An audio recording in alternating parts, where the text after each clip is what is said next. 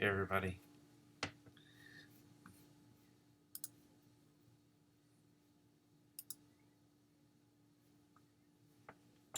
Hey Les.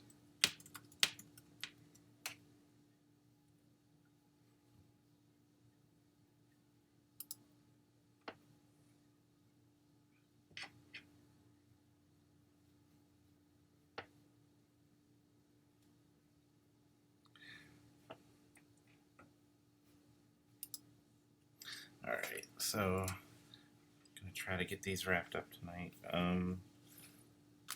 Got my Mud Trooper, which is coming along. And Leia's done, except I just gotta put some highlights in and tweak it up a bit. I'm gonna work mostly on BB-8 and the Mud Trooper tonight.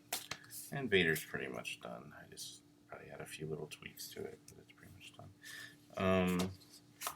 Work on these two tonight.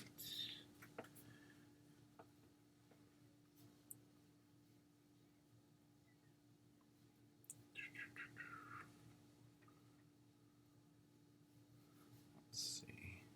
Where's my reference? So yeah, thanks everyone for coming by. Got a couple people in here tonight. Cool.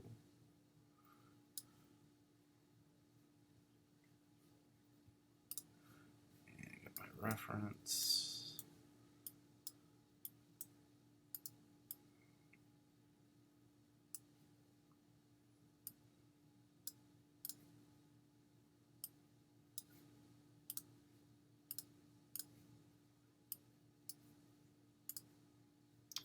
Alright, let's see what we can see here.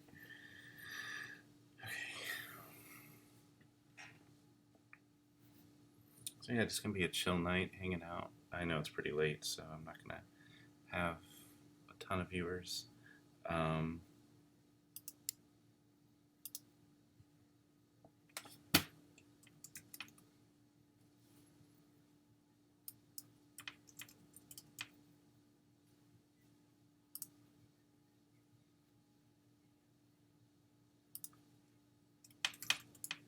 Get set up here a bit.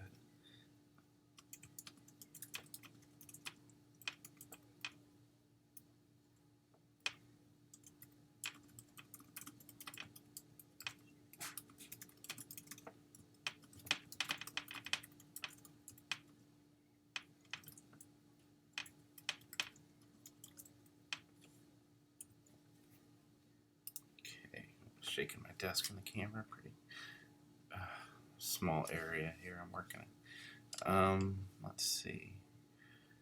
I could probably start. I'll start with BB-8. We'll probably be a little looser with him.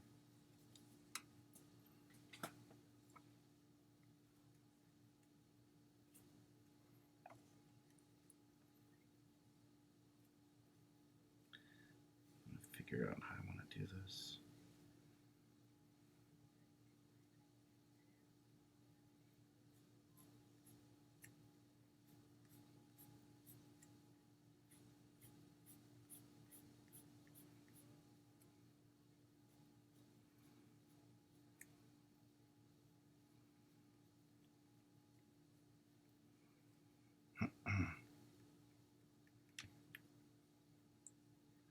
Yeah, thanks, Les. Yeah, I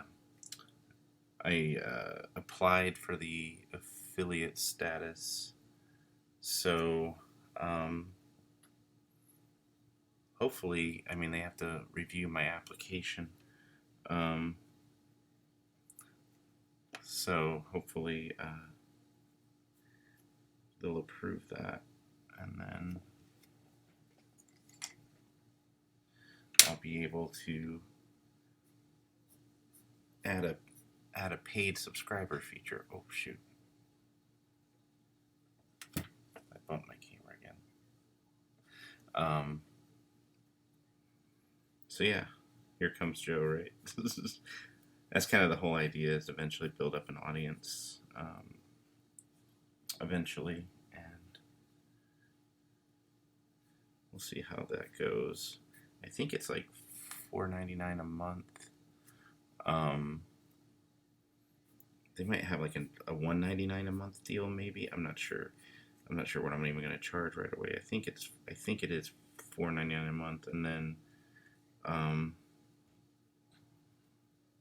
from there you can unlock like special features, and yeah, so that'll be pretty cool once we get to that point. hopefully Twitch will approve it. Yeah, I looked into the back end on it earlier today. It looks like I qualified. I just hope I didn't apply too early. Whoops. Hope I didn't apply too early. But I guess we'll find out once.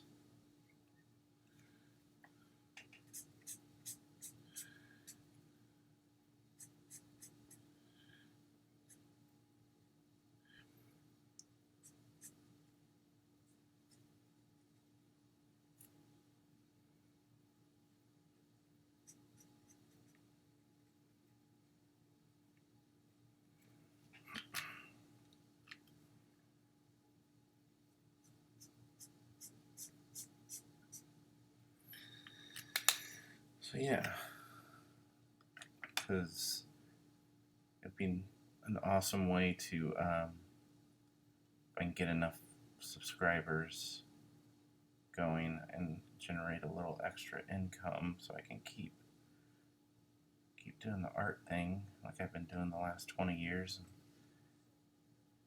keep my career afloat. That's kind of the whole idea.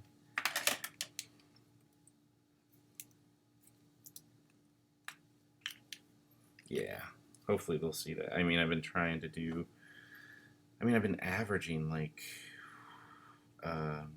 like 4-hour streams now. So I don't know if I'll do 4 hours tonight or not. We'll find out, but just kind of work on these until I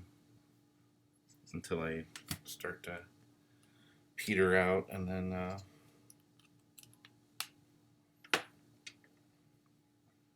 yeah, but I'll try to do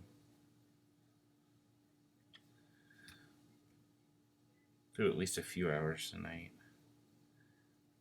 Gotta figure out this BB-8, how I'm gonna do the shape. I think it's tricky. There's a round shape, and I gotta keep these lines curved.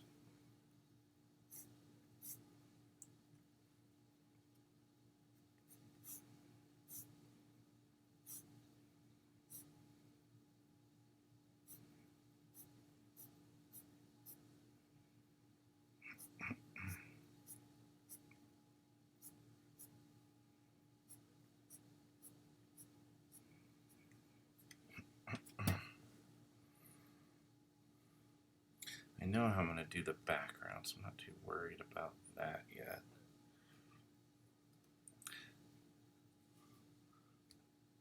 Let's see if I got a nice mid-value. This looks pretty mid-value. I think I can do this one.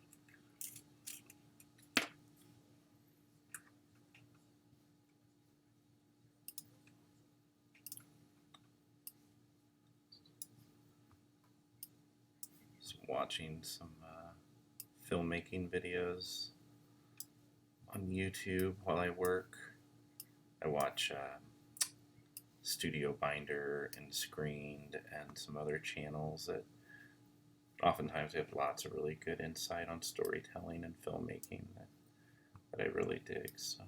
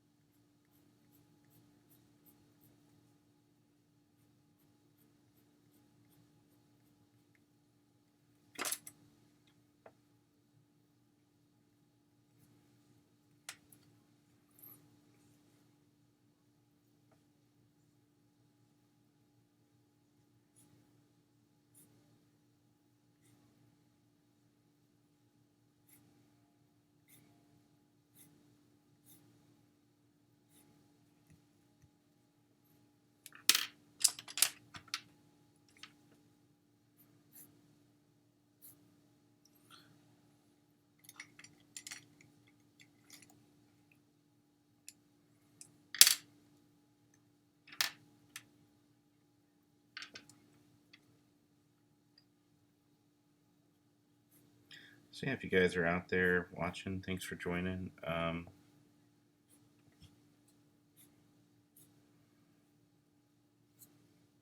Feel free to ask any questions in the chat while I'm hanging out.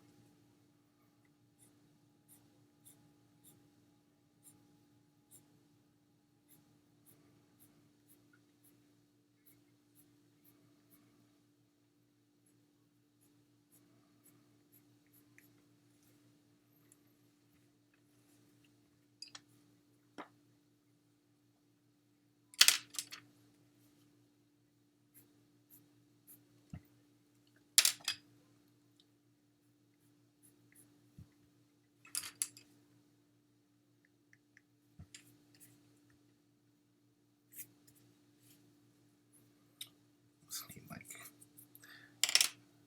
maybe this one. Oops. Maybe need a mid-value color pencil. Oh yeah, the new Clone Wars. Oh man, it was so good. That new episode the other night.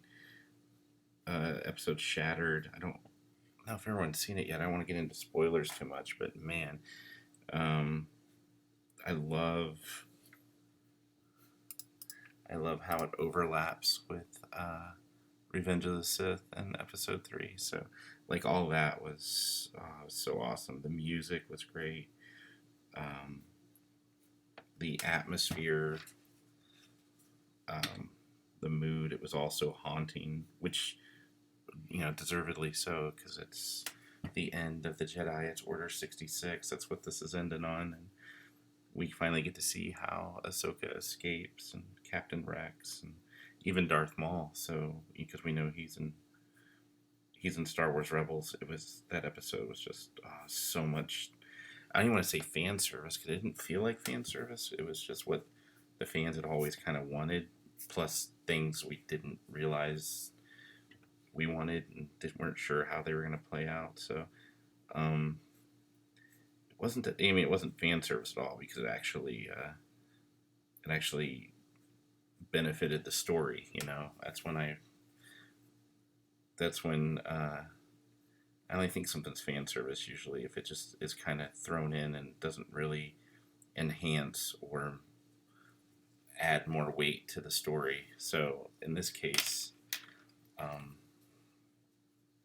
yeah, it absolutely did. So like all this stuff. So it was just some really great moments. I can't wait for the finale, and I guess it's going to air Monday, which will be awesome. So.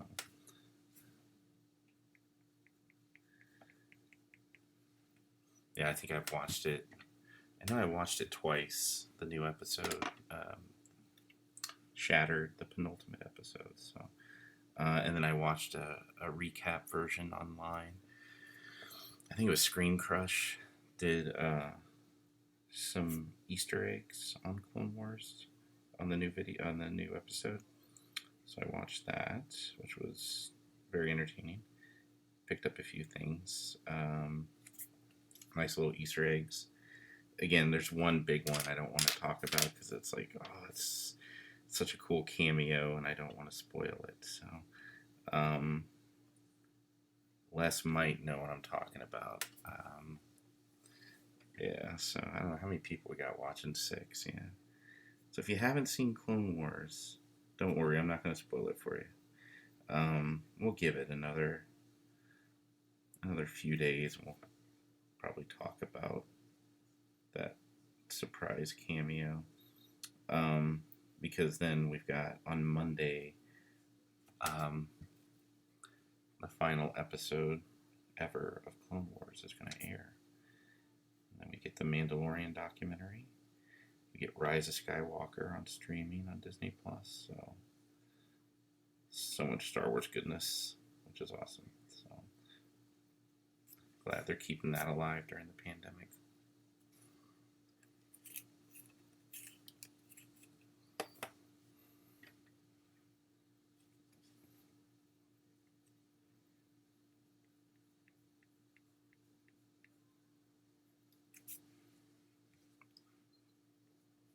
So yeah, tonight we're just working on a little BB-8 action.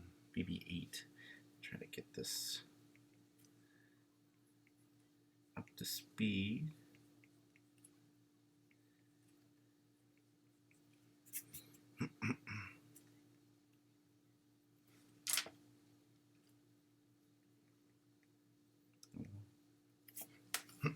Work on that Mud Trooper.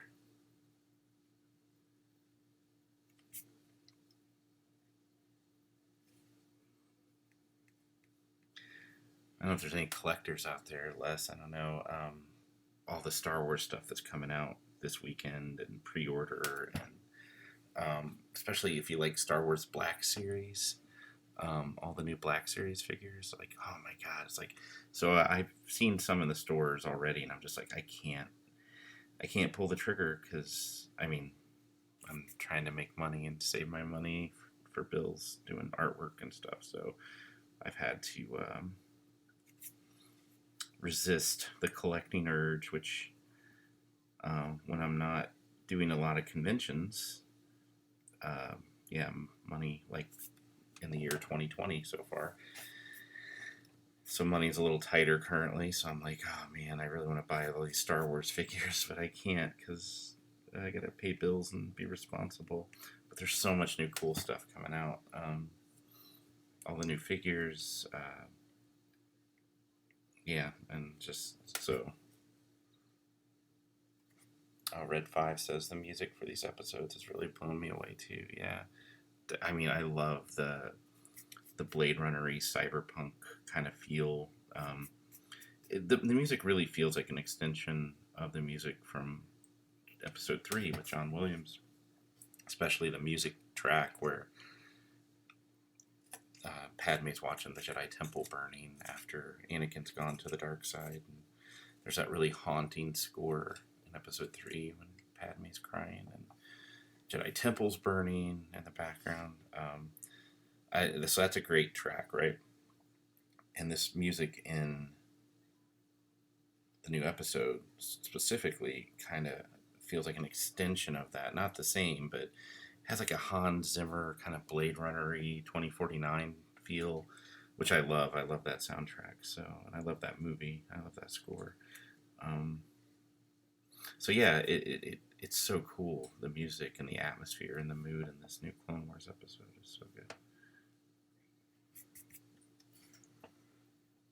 Hey Jen. Hey. Thanks for coming by. Awesome. Good to see you. Yeah, Jen's also an artist. I've known primarily online, I think, for a number of years now. She does great stuff too. That's good to. Sorry for the late start, everyone. Too. I said I was gonna start earlier, like I don't know, like 1:15 or something. But I ended up having some technical difficulties, and hopefully they don't represent themselves because.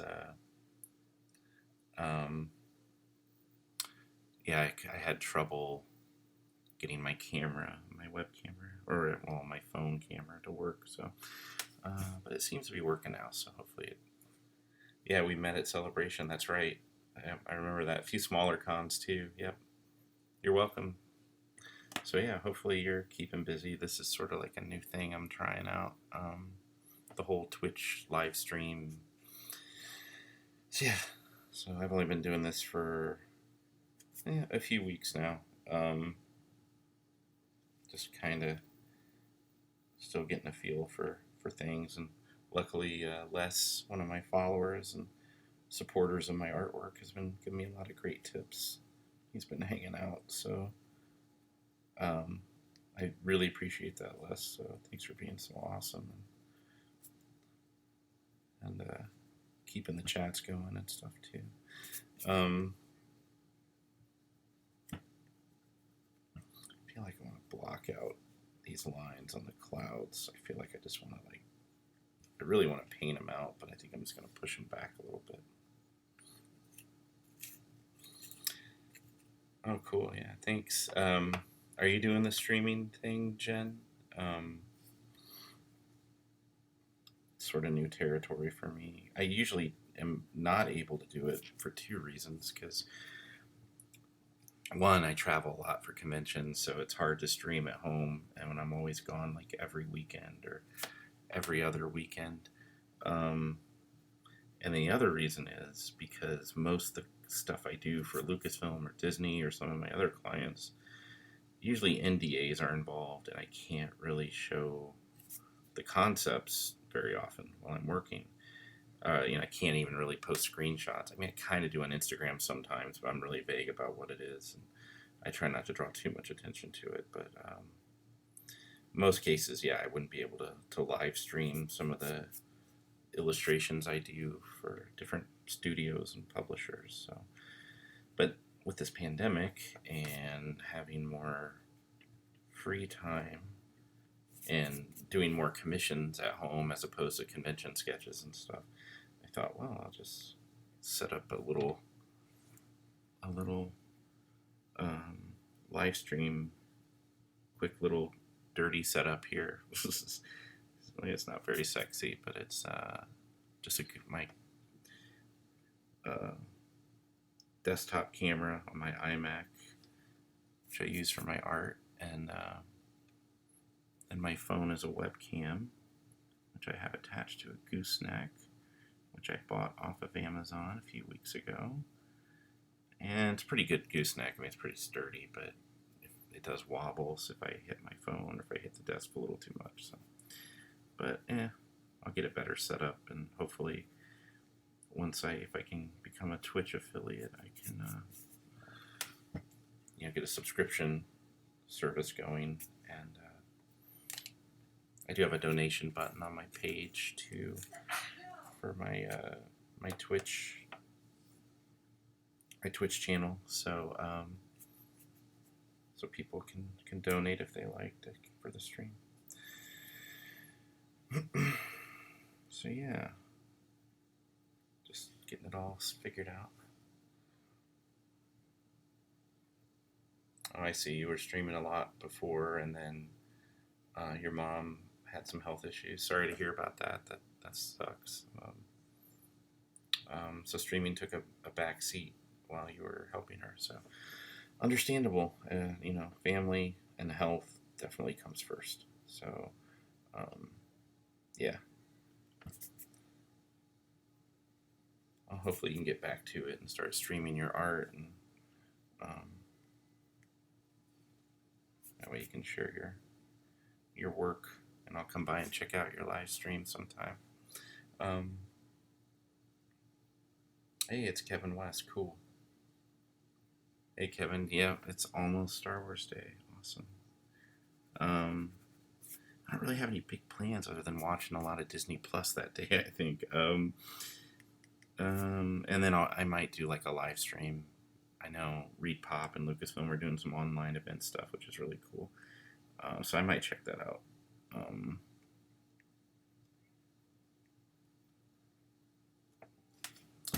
So yeah, and then other than that, I don't know. Play with my Star Wars toys, I guess. I don't know. Play with my action figures. No. Yeah, I'll probably just do like another live stream. I got some other art I need to work on, and more commissions coming up. So right now I'm just adding highlights to this. I'm gonna go back, keep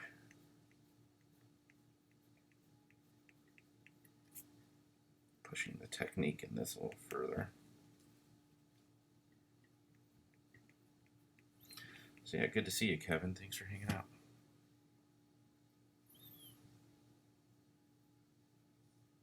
Cool. We'll look for you on streaming, Jen. I wonder, are you streaming on Twitch, or are you doing like Facebook Live or something?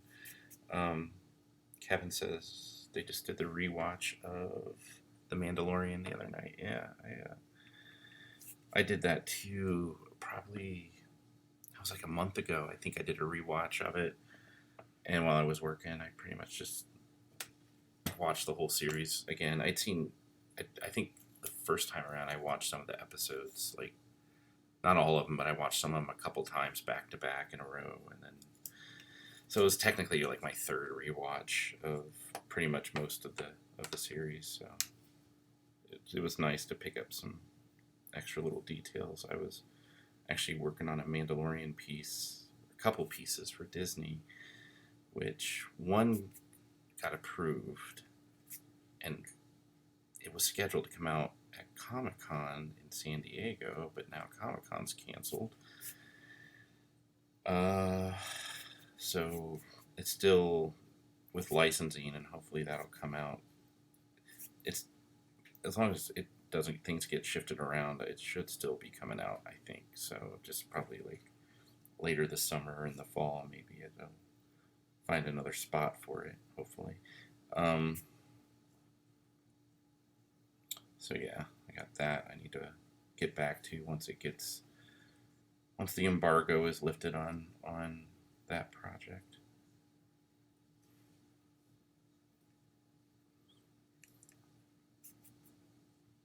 Streaming on Twitch only. Cool. I'll follow you. Let's see. There we go. I'll add you as a friend, and then I'll be following you on Twitch. Oh wow, Twitch has been around since 2015. I knew it was around for a few years, but I didn't realize it had been around that long. I feel like I've really missed the boat then. Because it said you created your Twitch channel back in 2015. So this is still new territory for me. And eventually I'll get my follower numbers up.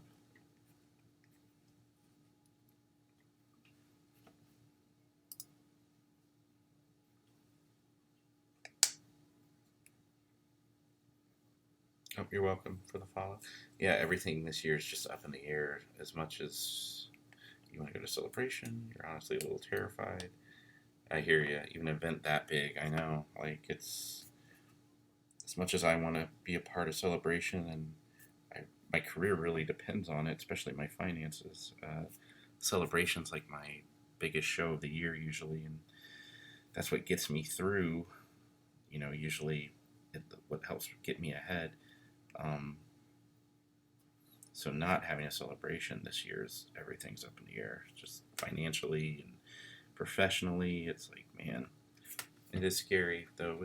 You don't want to go to an event that big while there's still no vaccine. Yeah, I'm sure it'll likely be canceled. Yeah, Les is correct. Kevin's been watching traditional artists here for years. Yeah, I'm gonna do some.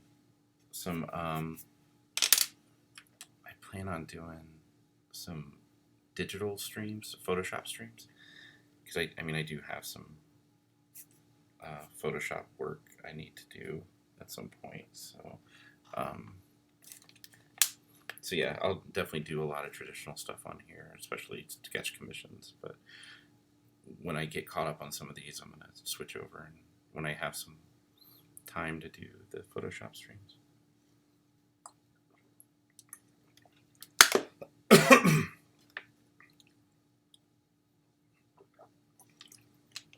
I went right down the wrong pipe. Some people suspect New York Comic Con will be canceled because pre-sale normally would have happened already. Yeah, that's true. Man, that sucks. New York's my other really big show, so yeah, it's just more and more likely.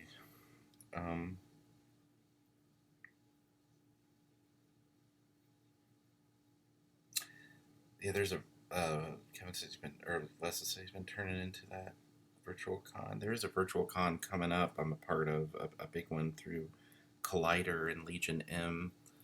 I'll have to look at my email, the name of that con. It comes, I think it's this week, coming later or next weekend. I'll have to get that out in just a bit, that info.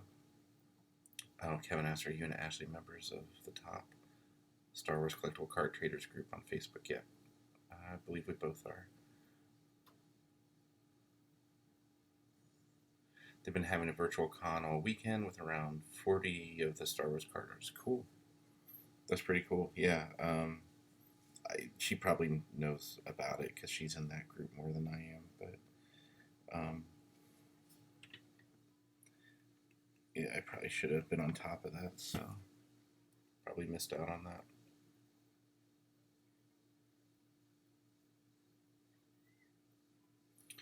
Fan Pop Expo, cool. Virtual Con. Oh, you won a sketch. Congrats, Les. Yeah, New York pre-sales always May and June. Okay, that's what Ashley says.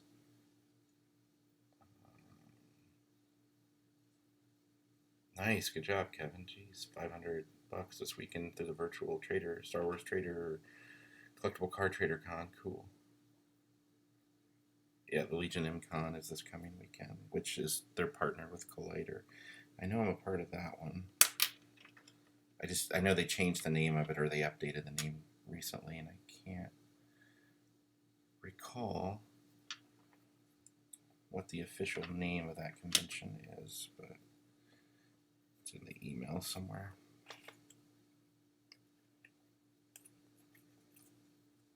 And I think they're already set up with artists for that one because it's all had to be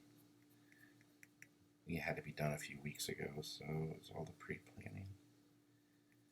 I mean, that said, I mean, it's always possible they could be taking some more artists on, but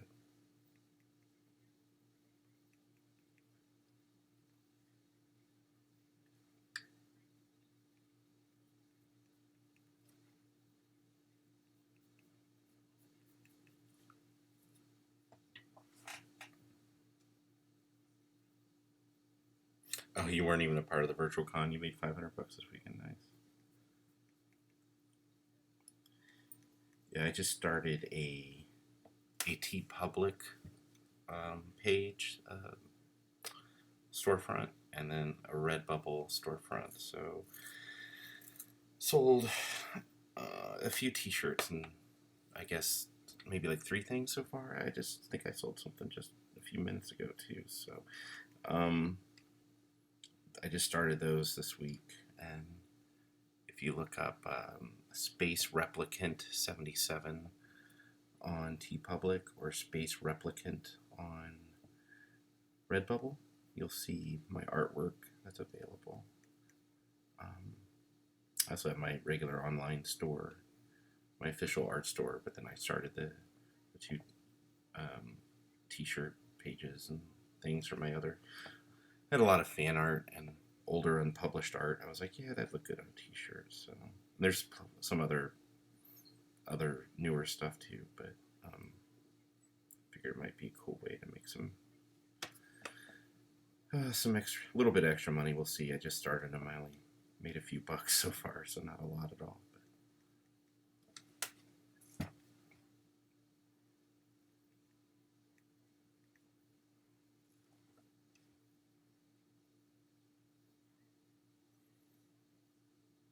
Yeah, TeePublic's really cool. They seem pretty easy to work with and really friendly. So I owe them, the moderators of the site, a couple of emails. They were excited to have me on board and were wanting to chat with me. So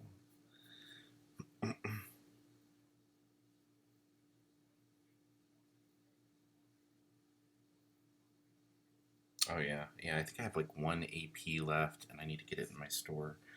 It's a AP from Women of Star Wars of Rey. I don't have the card handy, or I'd show it on screen, but it's over behind me. So yeah, I have like 1 Star Wars AP, but yeah, Star Wars collectors really love their Star Wars cards. So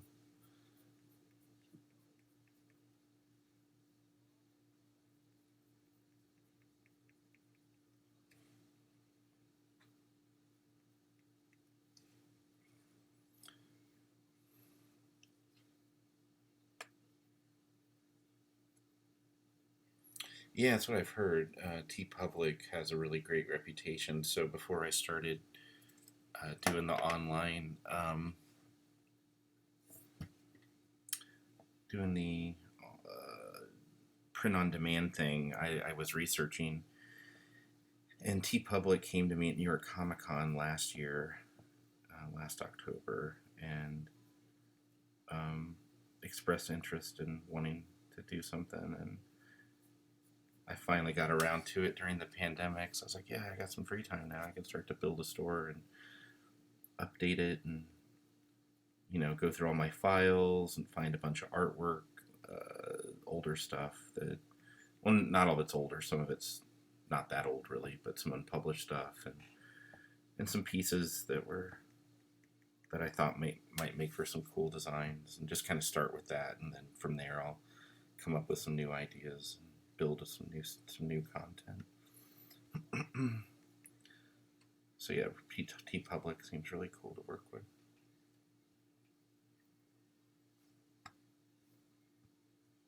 And you and Ash should pop in tomorrow and check it out. They still have a ton of artists they're going to be on. A couple of panels, I believe. Yeah, Kevin, why don't you send me it's in the Star Wars Trader card trader collectible card trader group. I'll have to check that out tomorrow at some point. So you could send me a link, but I can just go to the Facebook group that I know I'm a part of it, and I can jump in there and check it out. Yeah, here, I'll click that link right now and see what.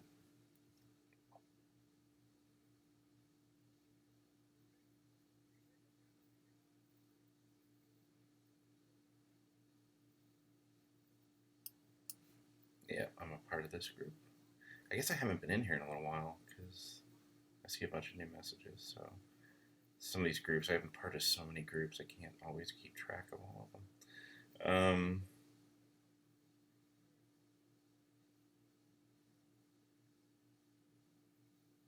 I'll look for.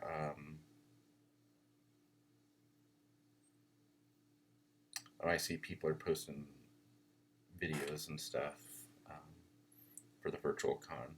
I see. Okay. Cool. Yeah, I should plug my stream in here. Not working on trading cards necessarily, but working on Star Wars sketch covers. So cool. Yeah, thanks, Kevin. I'll keep my eye on that. Yeah, I'm already in the group. I'm a member. I joined a while back. Yeah, there's a lot. I know there's a handful of card ones too, and then you have like all the celebration groups that are out there. There's like two or three, and I get them confused as to which one's which sometimes. Um, um, yeah, so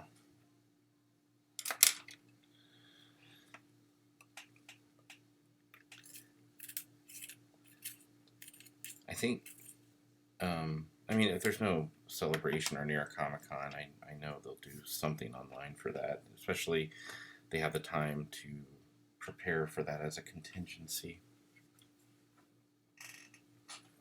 So I'm sure if those events get canceled, they'll end up looking for my ruler. Dang it, I'll have to get up to find it.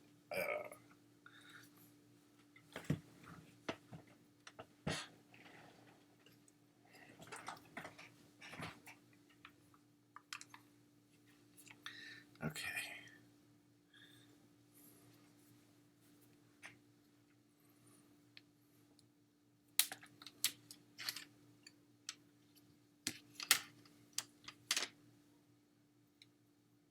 So right now, see if I can add this. Oh, it's kind of dark. I don't want to go that dark.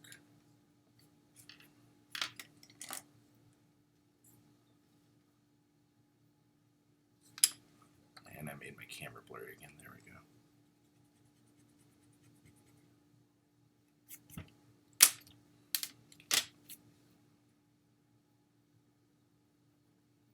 There we go. That's better. That's what I want to do.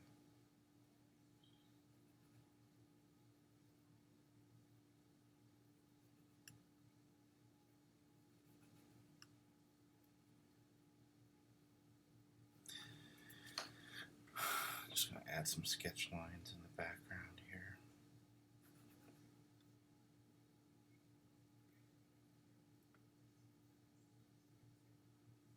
Yeah, it's cool to even have an event page set up so that each artist has a booth. That's cool.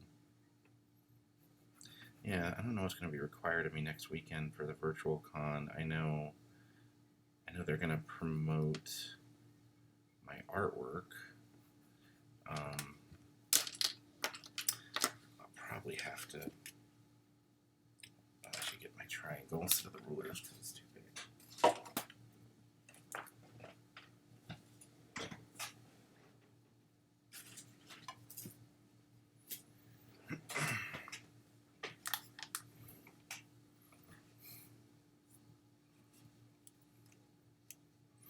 So yeah, I'm probably gonna have to be a part of a stream on for that virtual con. I imagine they'll have that um, next weekend. Once I find out the name of that con, I'm a part of. It's like V. Is it VFX or VEX? I think or something. Um,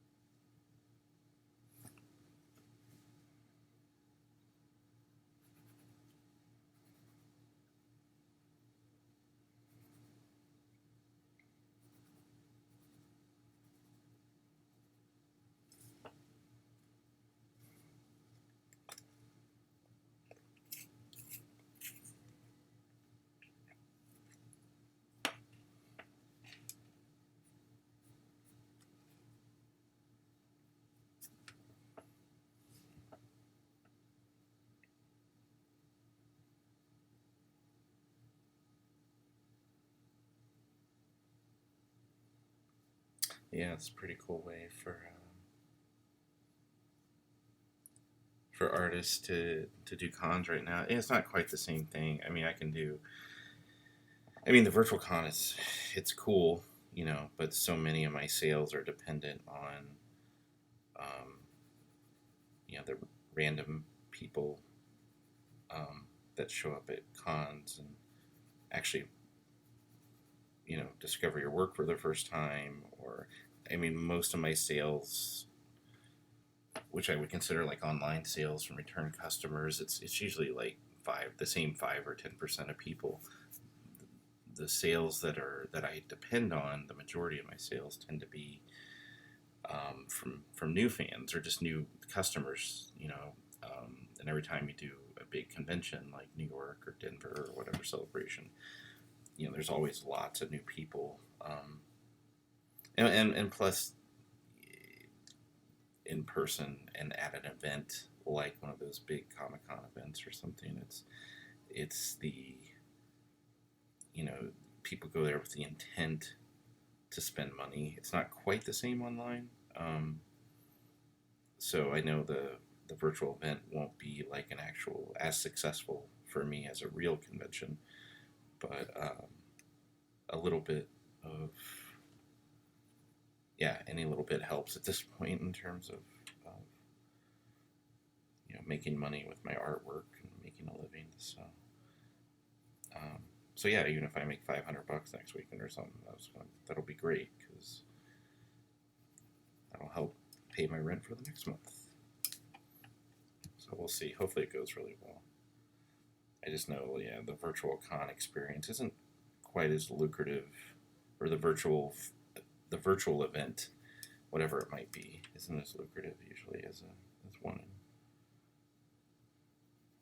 in real time or not real time, but in a physical event.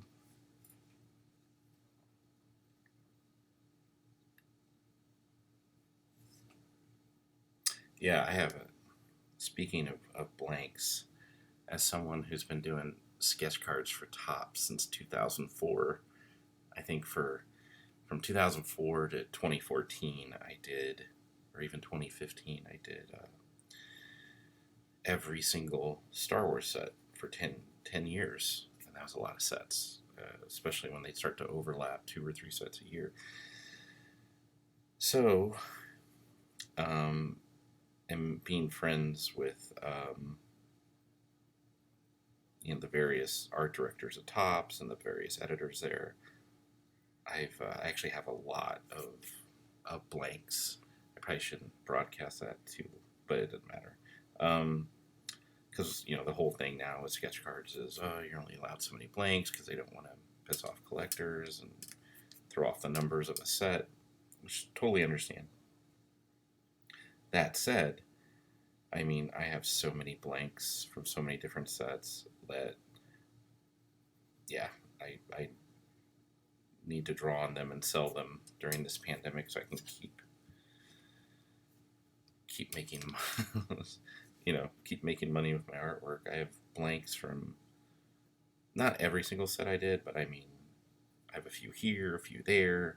Some sets I have a ridiculous amount of blanks just because before all this, the sketch card craze really got, out of control. Topps was really generous with giving me blanks to work on to reimburse myself for sketches and stuff. So yeah, I probably have a few hundred blanks, if not at least that, floating around in my studio boxes. And some I do on occasion take commissions on them. Um, so yeah, if anyone is interested in a sketch card commission, and I can't guarantee I'll have the exact set, especially these newer sets. I don't get, the blanks I get on those are like 2 or 3, and then they're gone immediately. But the older sets from Topps from 2004 to 2014 or so, a lot of those sets I have a lot of blanks floating around that I'm always happy to do commissions on if anyone is interested.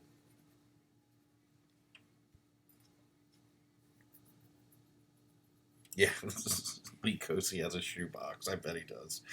Yeah, we've both been doing them a long time. I have a, I don't know if I have a shoebox, but I mean I do have like a card box of blanks, probably about like that thick, that wide. So just probably a couple hundred blanks at least, if not more. Um, just different sets. So it'll take a lifetime if I wanted to do like painted. I mean, not a lifetime, but it would take a while for me to get those knocked out. So always save them for a rainy day, which especially if a collector's interested in a specific set or something, or a specific character, or a specific movie. Um, they always come in handy on a rainy day, so which I have used them for from time to time. So.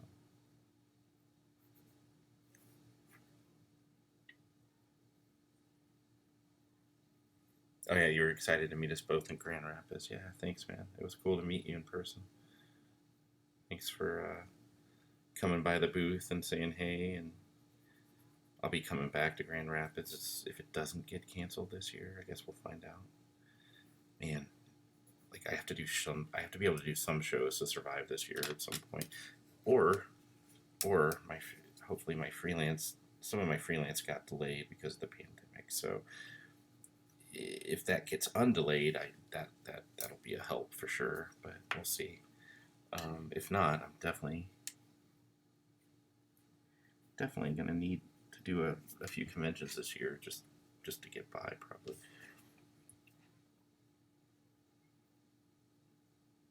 Lee is nuts, but he's good people. Yes, yeah, no, Lee's awesome. I love Lee. He's a cool guy. He can be funny for sure. Um, well, Topps has always had the Indiana Jones license. They've done 3 sets previously, and I was a part of all 3. There was Indiana Jones Heritage, Indiana Jones Masterpieces, and Indiana Jones and the Kingdom of the Crystal Skull. And I did. You actually see those cards in my slideshow right here. You'll see them pop up. So Topps had the Indy license, and I mean, because it's Lucasfilm, so of course they have it. They have the Star Wars license, and along with that comes Indy. So yeah, it's just whether or not if they do something with it, right? I mean, if they do another Indy set, That would be awesome, but who knows at this point. Um, I hope they do, because I would love to do more Indiana Jones. And I don't do sketch cards that often, but um, just I'm usually too busy. But every now and again, if a set comes up, I'll try to make time for it, like Women of Star Wars or the Mandalorian set, which I'm going to try to make time for that. And then if they do an indie set, hell yeah. Oh yeah, I'd be all over that. I'd jump on it. Even if it's only like 20 cards or something. I think I only usually have enough time to do about 20 or 25 cards because I'm doing other projects or I'm traveling a lot. So, and plus I want to make my cards look decent. I don't want to rush them. So.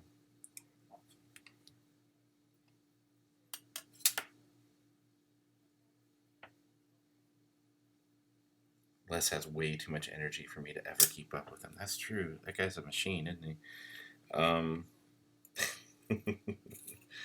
His ears must be burning. I know he's on Twitch, and I've been watching his channel lately too. So I'll have to get him on here at some point, and maybe him and I can do a team up. Or I know me and my buddy Brian Miller were talking about doing that Octopolis.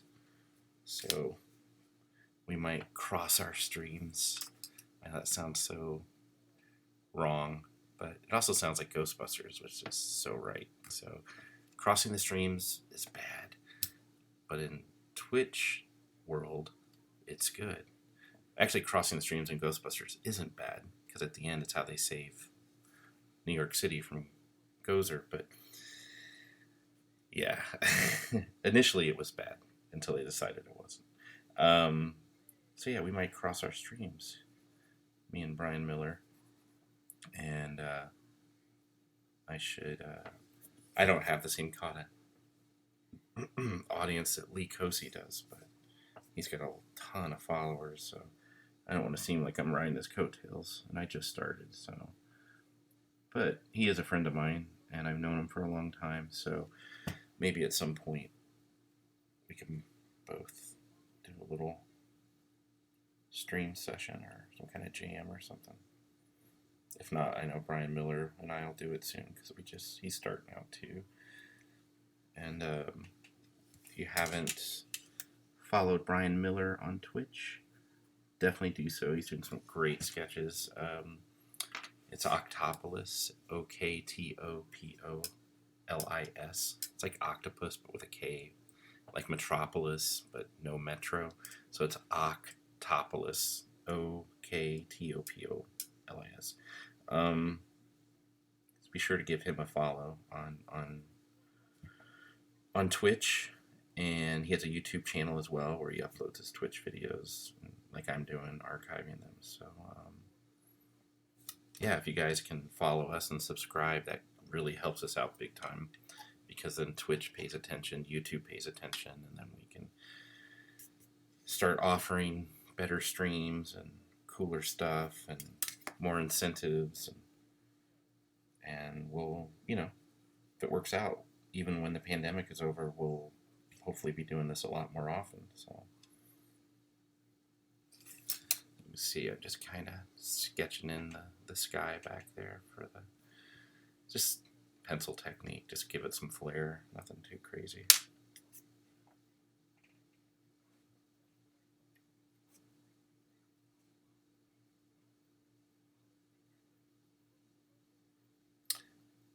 Yep, there it is, Octopolis. Yep, thanks, Ashley. Oh, I didn't know Randy Martinez was streaming too. That's cool. Oh, well, he's had Randy on his stream. Okay, yeah. So Randy may not be streaming, but he's had Randy on as a guest. That's cool.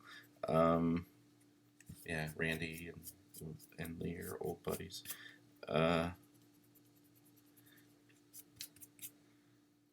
Kevin's hung out on a stream a few times last week. Cool. Come to the dark side, Chad, and we stream. Unlimited streaming. Unlimited streaming. Is that like Disney Plus? I guess so. On Twitch, I don't know. Unlimited streaming would train me, I think. yeah, usually after 3 or 4 hours, I'm like, okay. But then again, I start so late at night. So, he was doing Resident Evil and Princess Bride pick. Cool. 24-hour streams. I guess a streaming marathon would be kind of crazy and fun, but I don't know. I'm getting older, so I don't know. I mean, I would need a lot of caffeine and a lot of, I don't know. I guess I have enough work to do it, to pull it off. I mean, yeah, I can work nonstop. I have plenty of times, even recently, 24 hours nonstop. Yeah, I could definitely have enough work to do that. Let's see.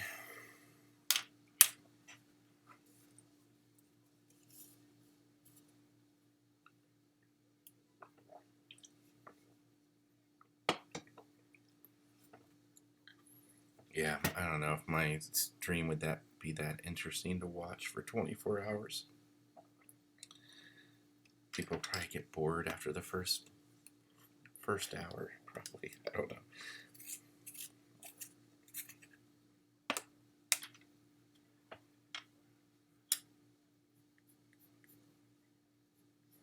Yeah, I don't have any plans to do that anytime soon. So unless there's some crazy event, and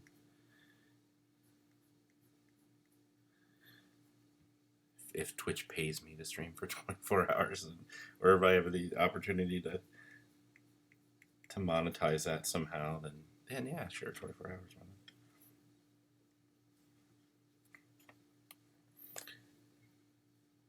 It's already been an hour. Not bored. Thanks, Les. Yeah, it's cool. I've got some cool artists in here too, so which makes it fun. It's not just random people I don't know. It's actually people I know, which is kind of fun. Which I don't mind the random people. If you're new, the more the merrier. Yeah, so feel free to introduce yourselves if you're new in the chat, new to the stream. Feel free to say hi and make friends. We're all Star Wars fans here, at least. I know that much.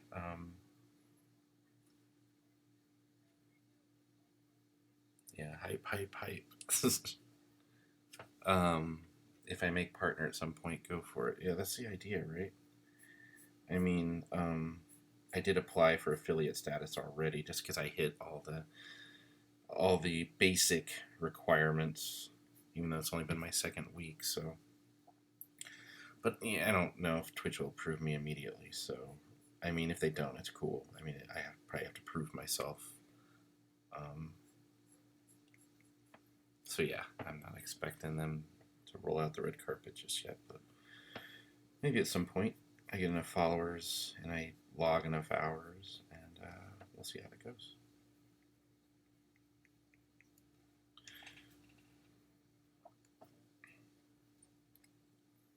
And then I get to make emotes. Yeah, that'll be fun.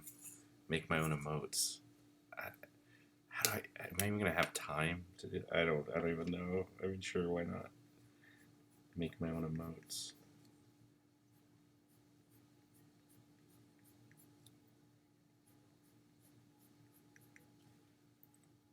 Yeah, we'll see. It'll be fun if I do.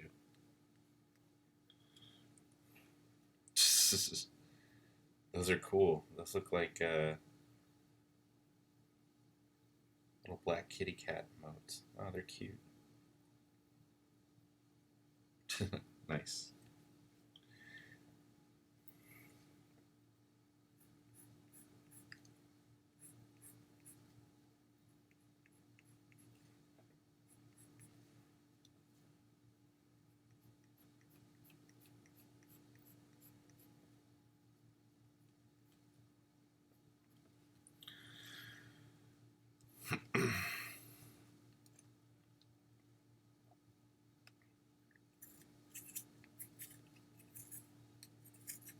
Some Corona beer bottle emotes. What? Do I look like an alcoholic? Is that what you're saying? A beer bottle? No, I don't really drink. I mean, sure, I'll have a. If I'm out with friends or at a convention, I might have one or two. That's like the only time. I mean, that said, yeah, I'm all for socializing and having drinks and having fun, but yeah, not really a big drinker or anything. Oh, Corona, there we go. Of course, I do like Corona. I'm. I mean, if they want to get in touch with me and do some kind of cross promotion, Corona, yeah, I'm all totally down. So Corona, if you're listening, I'll cash that check.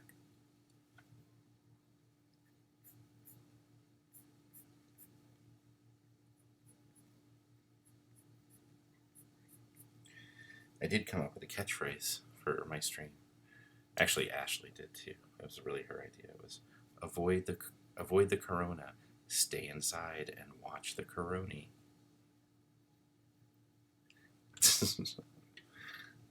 Avoid the corona, watch the corona.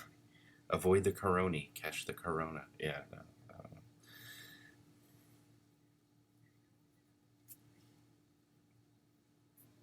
So yeah, I mean, if all else fails, I'll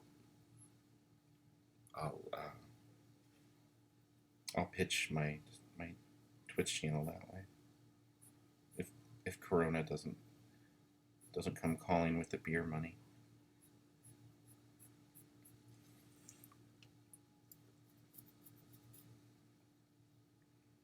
Oh yeah, yeah. It's Mexican beer. Mexican beer is actually it's not. I wouldn't say nasty.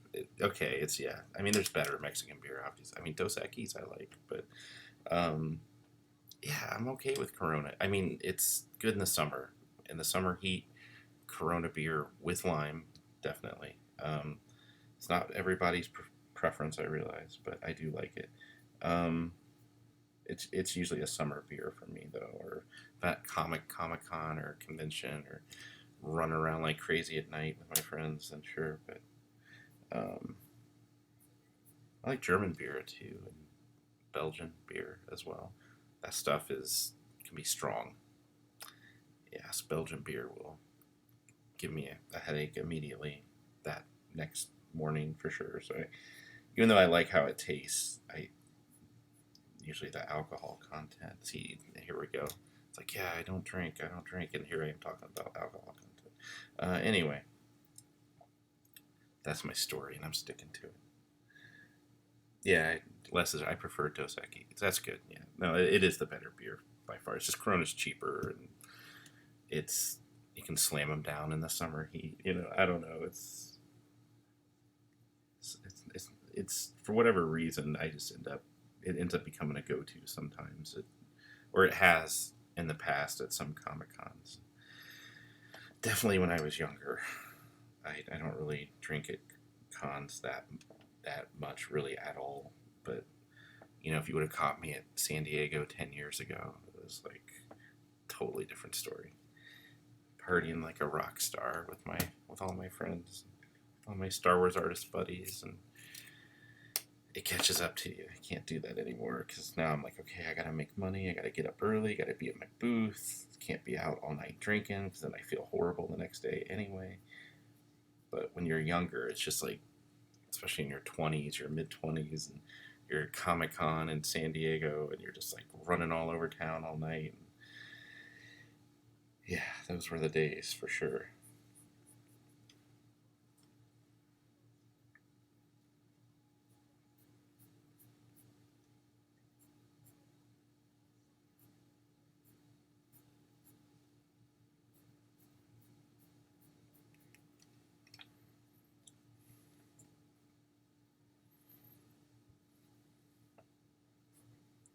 So yeah, if you're just watching, this isn't a beer commercial, I swear.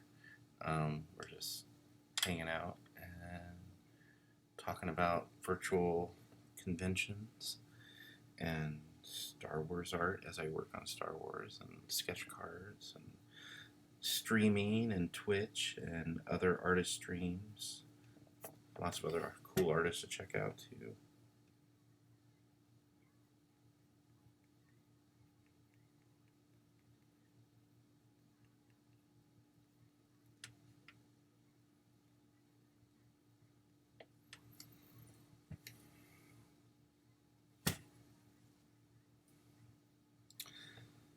So,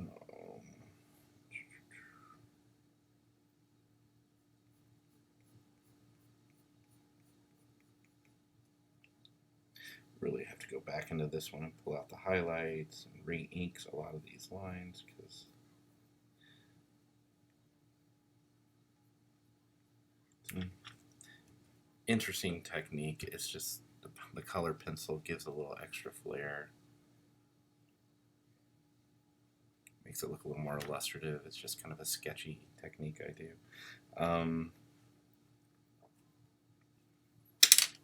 So yeah.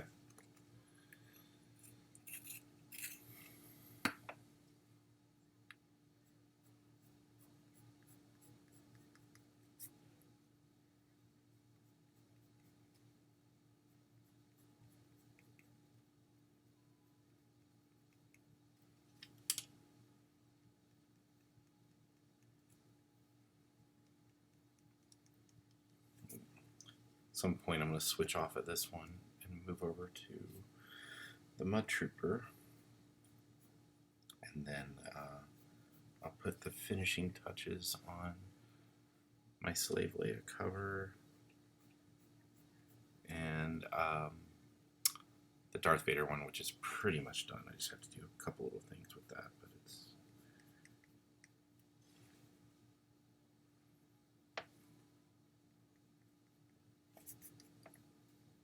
yeah, these are commissions, so these are for some collectors.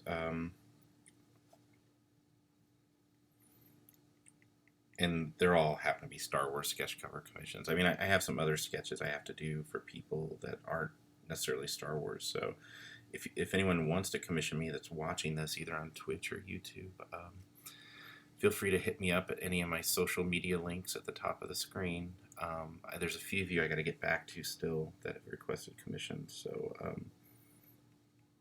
sorry if I don't get back to you right away. It doesn't mean I'm ignoring you. It just means I'm behind. Some people emailed me last week I still need to catch up with on commission requests. So yeah, I do more than just Star Wars, but these all happen to be Star Wars requests, and I thought, well, I'll just knock them all out together. You know, just kind of work on them all at once, because I've got BB-8,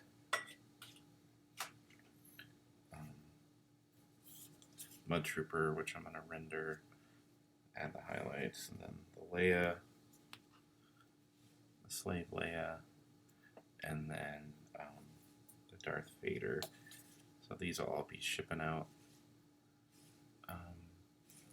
pretty soon, because Vader's like 95% done, so it's Leia. Just got to do some final touch-ups to him, and then I'll get the Mud Trooper and BB-8 up to speed here too, and then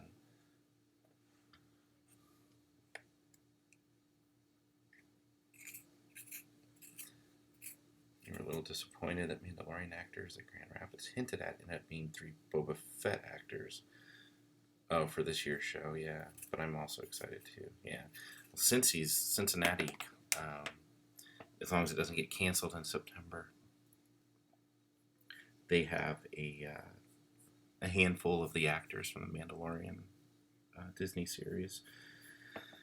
So they actually have some of the cast at the Cincy show coming up this September, and I'm excited about that one.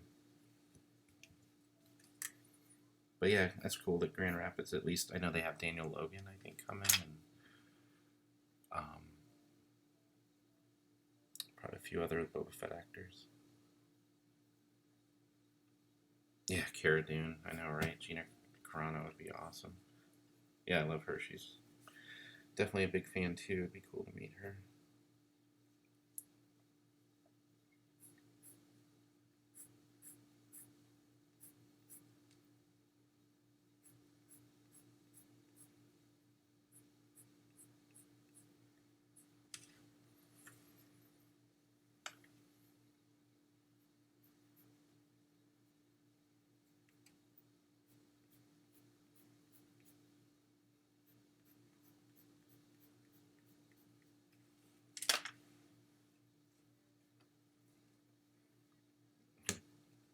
Logan. Oh yeah, Daniel Logan, Dickie Beers, and I think it's John Morton. Um, yeah, Dickie was the stunt actor for Boba Fett from Return of the Jedi. John Morton, I think he wore the costume briefly in Empire Strikes Back. Um, I'm pretty sure that was his connection with the character. So,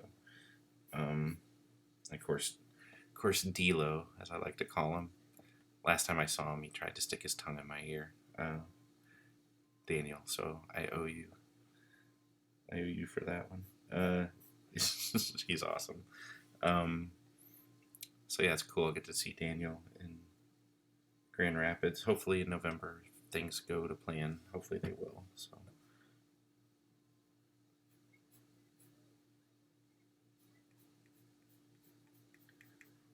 Yeah, he's awesome to hang out with. And, he's always a good time at a show too.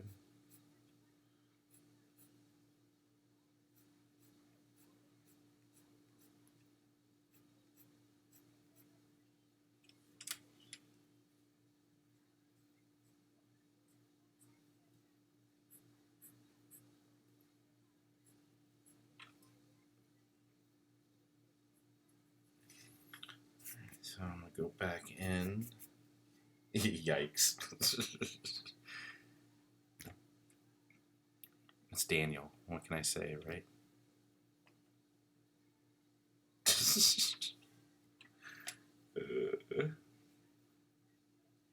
It's all in good fun. He just likes to be goofy and play around.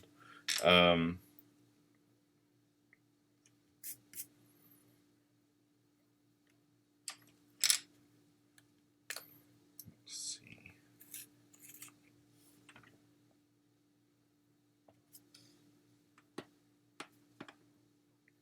I feel like I want to put a little paint around some of those. I'll come back to this one. This one's still I gotta pull the highlights out and everything and do a little painting on it, but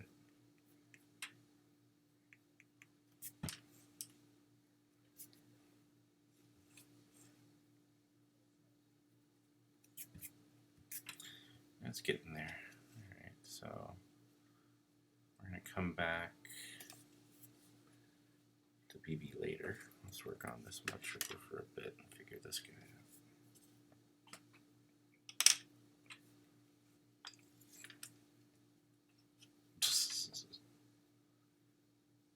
Yeah, Daniels. He's a handful.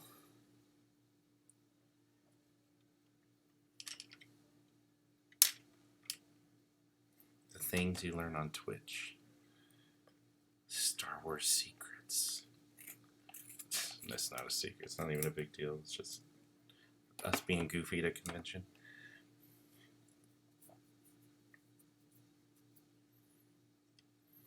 So let's see how far.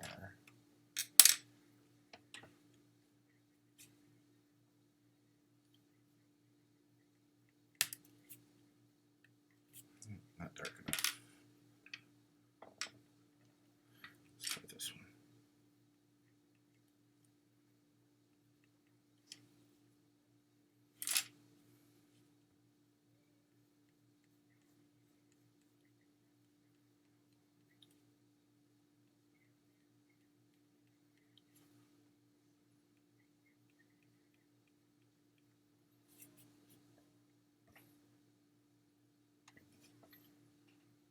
Oh yeah, sucks.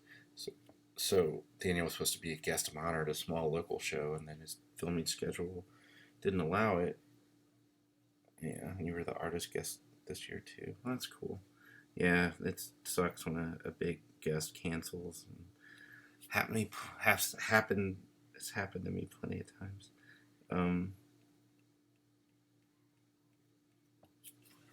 Yeah, and then it kind of ruins the rest of the show, and then the main guest cancels, and then yeah, so it impacts all the other guests and artists and stuff, and that's never good.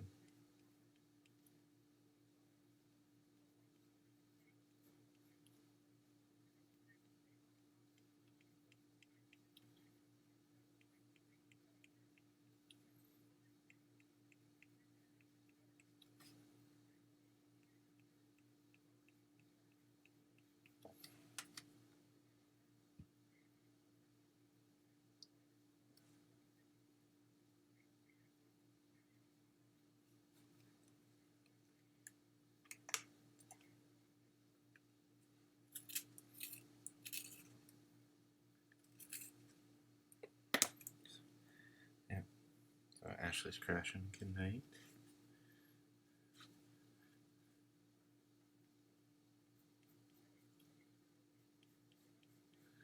We're gonna stay up and keep the party going. Yeah, it's 2:30. We'll see how far we get, but I probably have a few hours still in me for sure. So.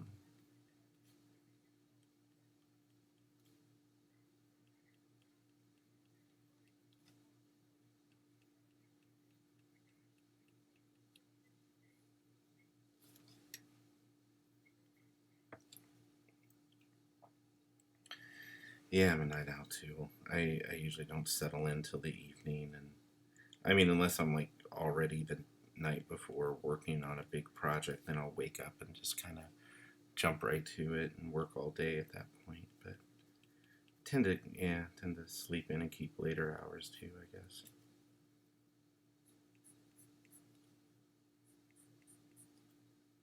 I don't know if anyone will ever see a mornings. I'm sure they will actually. And there's definitely some mornings where I could be up and going. I might actually do a live stream in the morning sometime, so we'll see. You never know.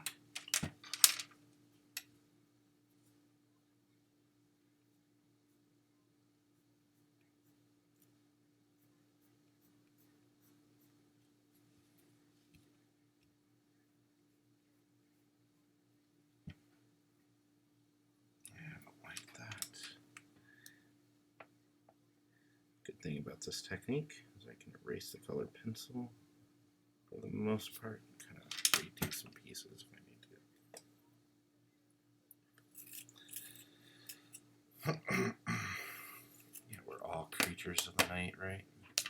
Most vampires, like us, are. Um,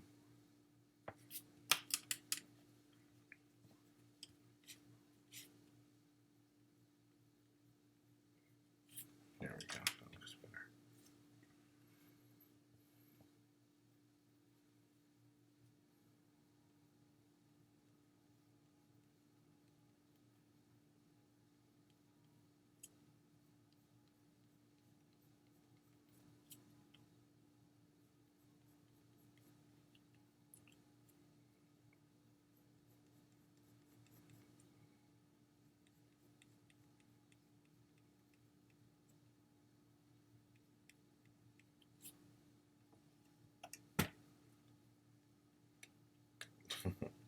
I know, right? Every time I think like artist or someone passing out their desk, I always picture that scene in The Matrix when it cuts to Neo or Mr. Anderson in his apartment in his at night, and he's like passed out on his desk. It's like, yeah, I've been there plenty of times. That's usually when I know, like, okay, I should probably crawl in bed. I'm passed out on my desk right now.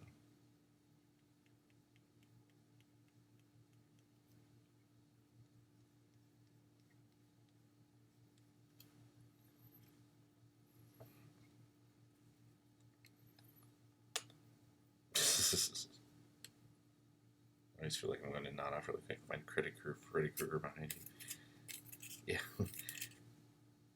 I'm a big horror movie buff, big horror movie fan. I love the Nightmare on Elm Street movies. More of a Halloween series kind of guy, but definitely Halloween. The first one from 1978 or 79, 78, I think. The original John Carpenter film is my favorite. I've seen it so many times. But yeah, Nightmare on Elm Street's always great too. I Actually, you guys probably know about that Printed in Blood project. They're probably going to do a Halloween book here. They're going to send out the announcement email, I think, in the next week or so. But I plan on doing something for the Halloween book. So I'm excited about that. Hopefully it'll get approved.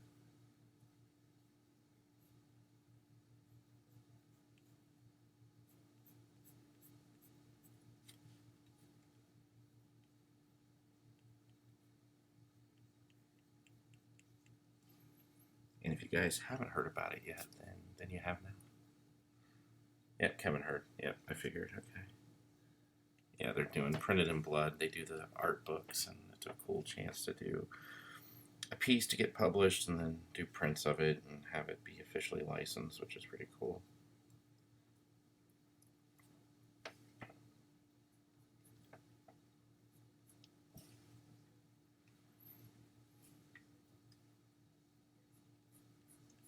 I think I've done 3 of the art books, but one hasn't come out. The Guillermo del Toro art book, which never happened, but The Thing, and what's the other one? There's a Thing. Oh, Firefly art book, which will be coming out later this year. I did a piece for that one.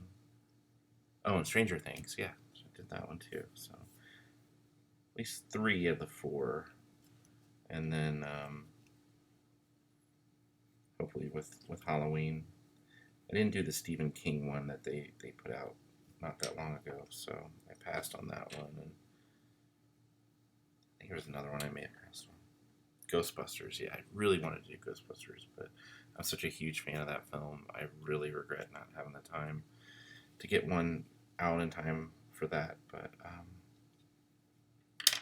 yeah, that was the one I regret. I wanted to do that one.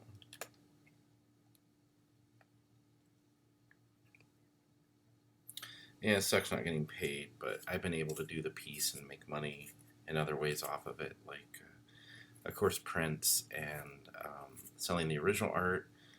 I'll do a canvas version and then hand embellish the canvas of the artwork and then offer those, and that's been, another way to monetize the project. And I probably made more doing that than I would if they had paid me. So in some cases, I mean, it's not viable for everyone. You just have to know if it works for you, if it's worth doing. With my career and how I handle things, it's been worth it for me to be a part of those projects. So, the fact that I can sell prints or canvas prints of those pieces, and I can charge, I can charge more for the canvas versions and treat them as original pieces by hand embellishing them. So yeah, that's been lucrative at times. Not all the time, but I've made some decent sales that way. So.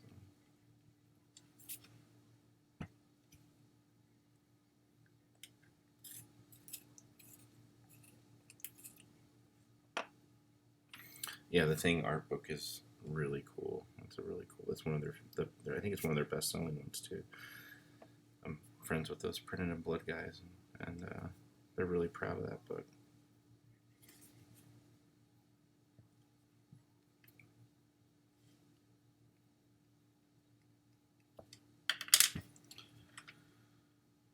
Getting that Mud Trooper going. Working on his helmet right now.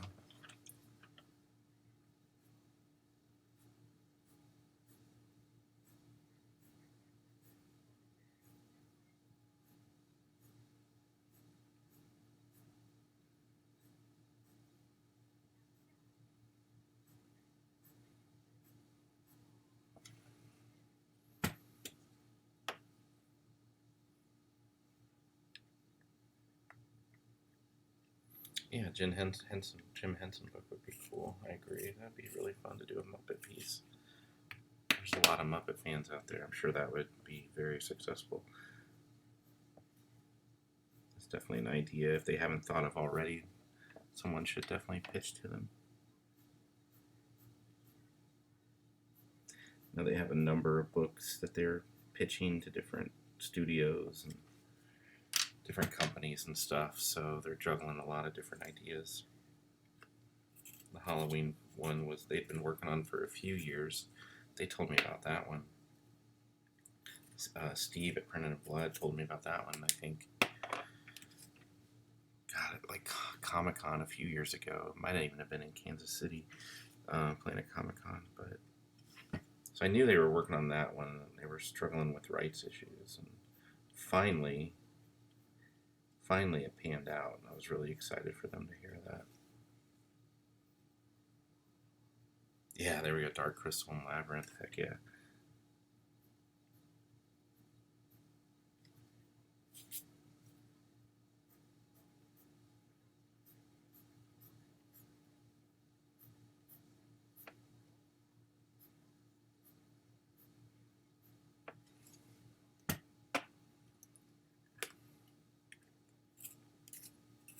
Well, that would be cool if we got to do those movies.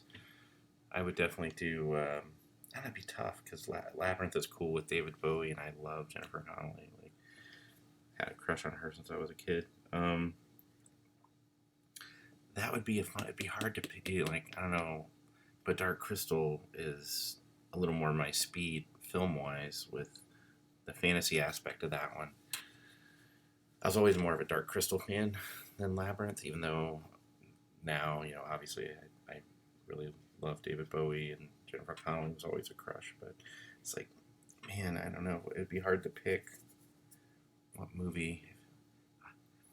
I think if it came down to it, if I could do a piece for both, I would try. But if not, I'd probably say Labyrinth, because even though I like Dark Crystal more, Labyrinth would give me the opportunity to illustrate David Bowie and Jennifer Connelly, and that, as opposed to just not doing any humans. So even though Dark Crystal would be really fun to illustrate, I think style wise or technique wise, Labyrinth might suit my style maybe a little more. It's hard to say, but yeah, it'd be a tough pick actually.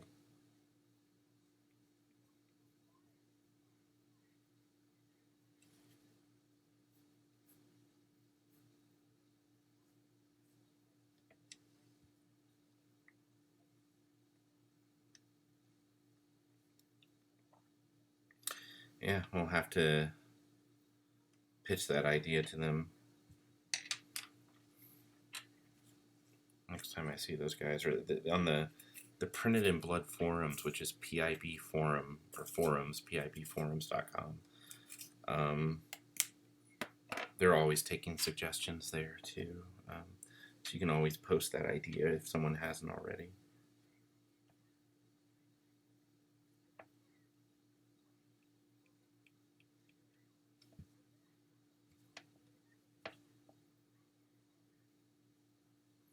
It's like, man, how.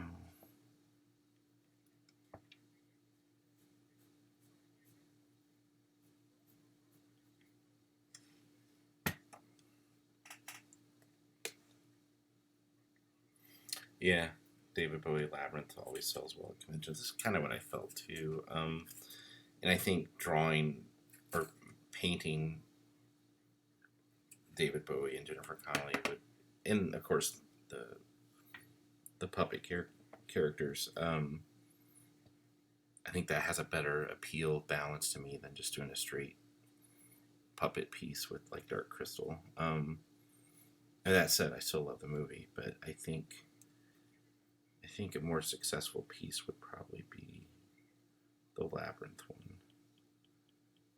So I don't know. Maybe I'll get around. If Printed in Blood doesn't do it, maybe I'll do one at some point. Add it to the list of all these pieces I have on my wish list I need to get to. Blade Runner's on top. Mad Max Fury Road is on top. Aliens, Predator, Terminator. Those are my jams from the day. More Batman art, like that. This is all stuff I want to do. So, of course, Marvel, Guardians of the Galaxy, Captain America, Avengers. I mean, I've gotten to dabble with those characters here and there in different projects over the years, little things here and there sometimes. But yeah, to do like a straight up, fully painted piece for any of those would be really fun to do.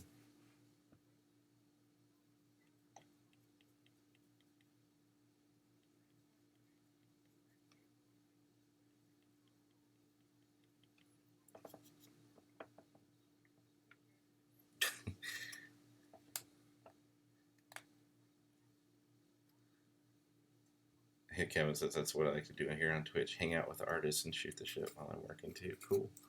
Yeah, that's kind of what I've been doing. More or less. I mean, I've had some fans on here too, talking about other stuff. And Kevin says, I should really stop into that group later today. He sold 3 more card commissions since being on here. Yeah, I should. I should advertise there. Yeah. Feel free to give me a shout out on there, Kevin, if you like. I'll give you a 5% commission fee. Like, yeah, I'll sell some commissions. No, I don't know. Yeah, I got to let them know I am open for commissions. You know, sketch cards or sketch covers or whatever. So I need to get the word out. But feel free to drop my name in the group if. Let them know I'm streaming if you like. Feel free. I'll try to jump on there tomorrow and advertise if I can. There's so many groups. I'm like, okay. Today I went on a bunch of fan group. Well, not a bunch, like 2 fan groups, but for the Carpenter film, and I was promoting my artwork there, and answering questions with fans and stuff. So, like, part of the hustle is promoting, the other part is taking commissions, orders, and then order fulfillment, which is like shipping and packaging.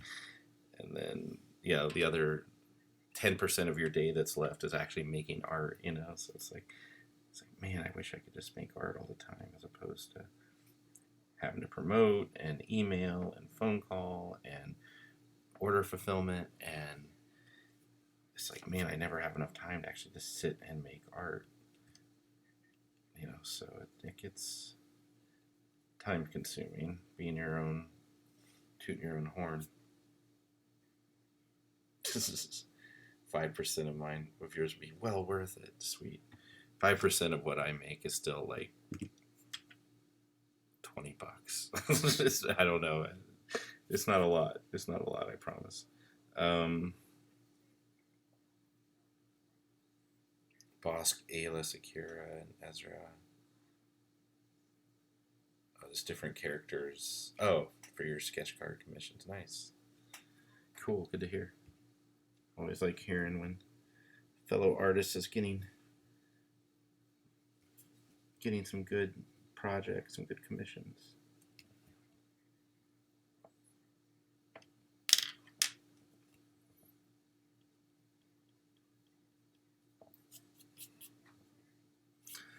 So yeah, right now I'm just kind of working my way down the Mud Trooper with the sketch lines, and then I'll probably go into the background.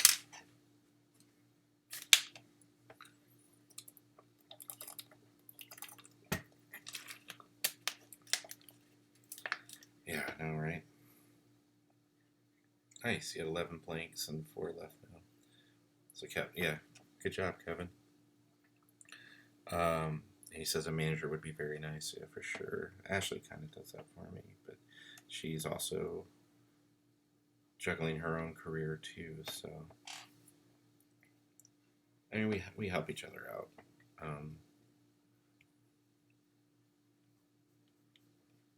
But yeah, a full-time artist rep would be nice, but then they end up taking more than 5% usually.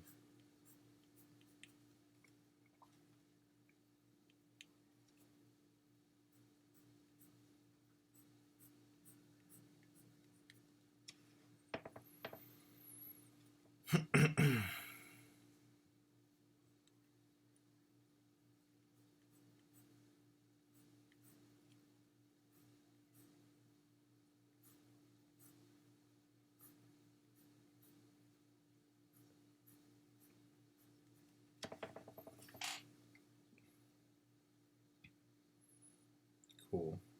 The high-tech card's cool. I don't think I was on that set.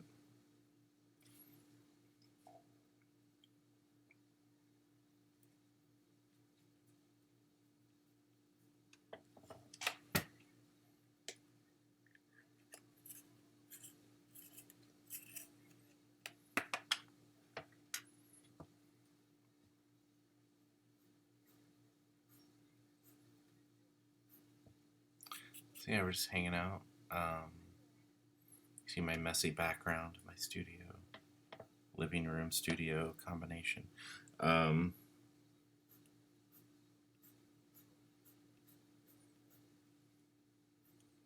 you're just joining the stream, thank you for stopping by, checking it out.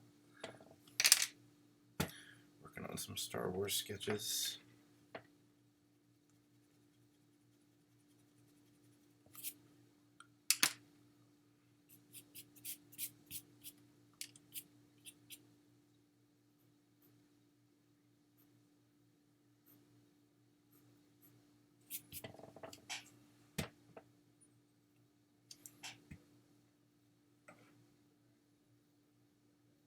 Yeah, there were some sets like that that Topps put out.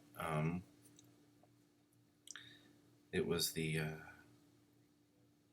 Perspectives, I think it was called, Star Wars Perspectives. So they had a smaller drawing area, and they put these really like nice thick frames, deluxe frames around the cards. I think I did one or two perspective sets. I can't remember. At least one.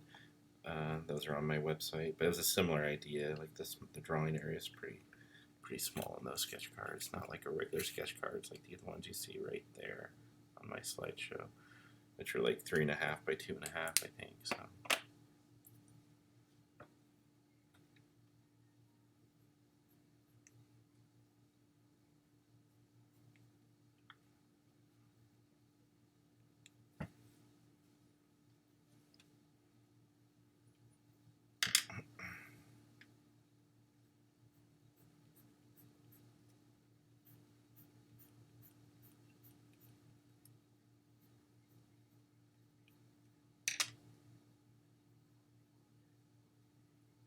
Yep, Kevin's got the right idea. If you're lurking, definitely hit the follow button. I'd appreciate it. I've only been streaming for a few weeks, so that'll let Twitch know that you guys are interested. If you like what you see, I usually stream. I think I've been average like at least 3 or 4 times a week.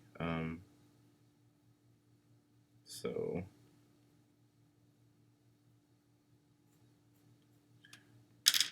definitely plan on doing a lot more of this in the future.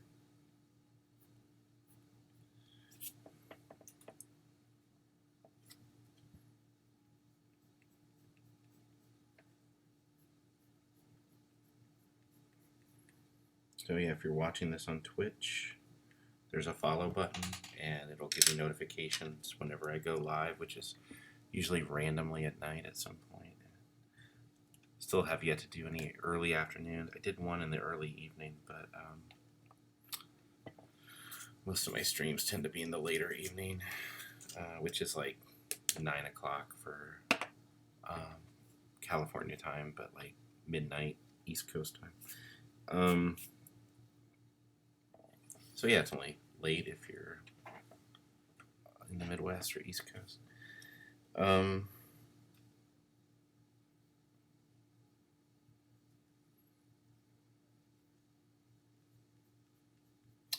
But yeah, and if you're watching this on YouTube, be sure to hit the like button and subscribe as well. I really appreciate that. It's a big help too. And again, it lets YouTube know that you guys like the videos, and it'll help with the funding and the encouragement to get affiliated and be able to do a lot more of these in the future. And I'll be doing more than just sketch covers. I'll be doing some other artwork as well, both digital and traditional.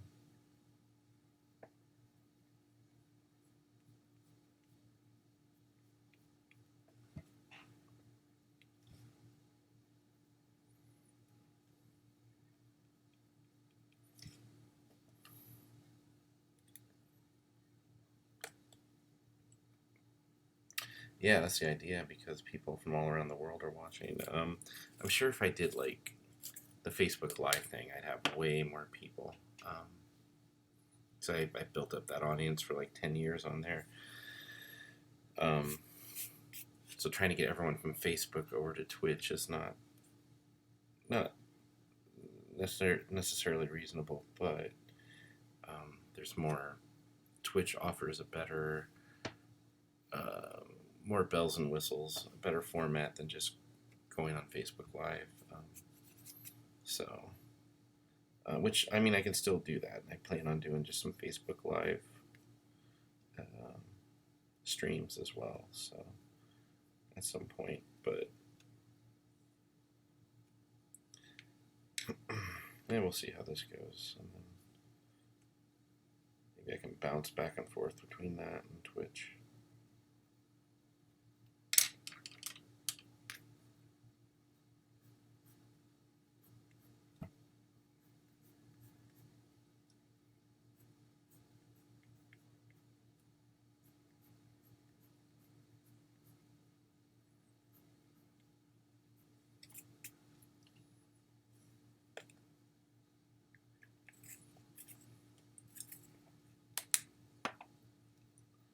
Cool, yeah, thanks for hanging out, people. Looks like I've got a handful of viewers currently, which is cool. Much appreciated. Thanks for coming by.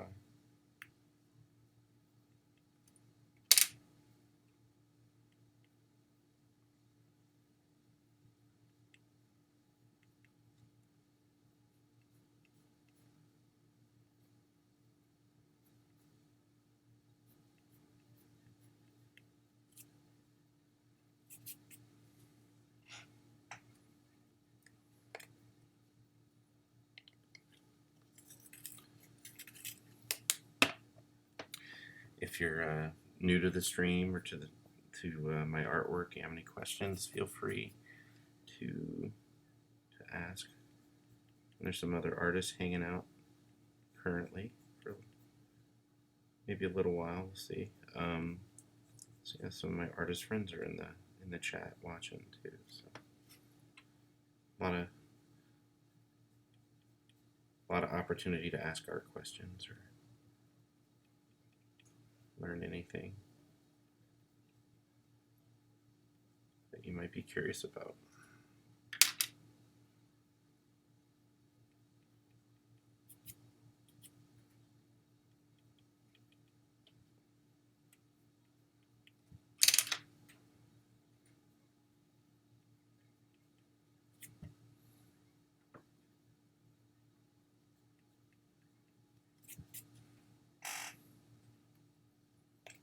Jen says she's here just working and listening. Yep, Jen's another artist as well. So a couple cool artists in here. So yeah, and I think I'll watch some YouTube while I'm working. Work.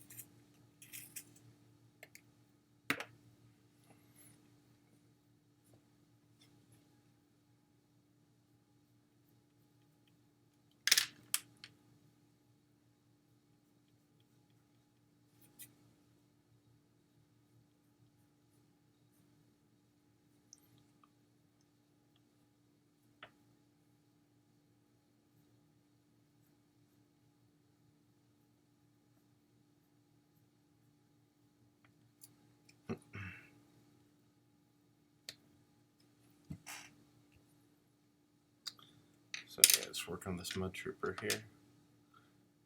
Getting him up to speed. I'm just adding some colored pencil technique for flare and some extra depth and texture.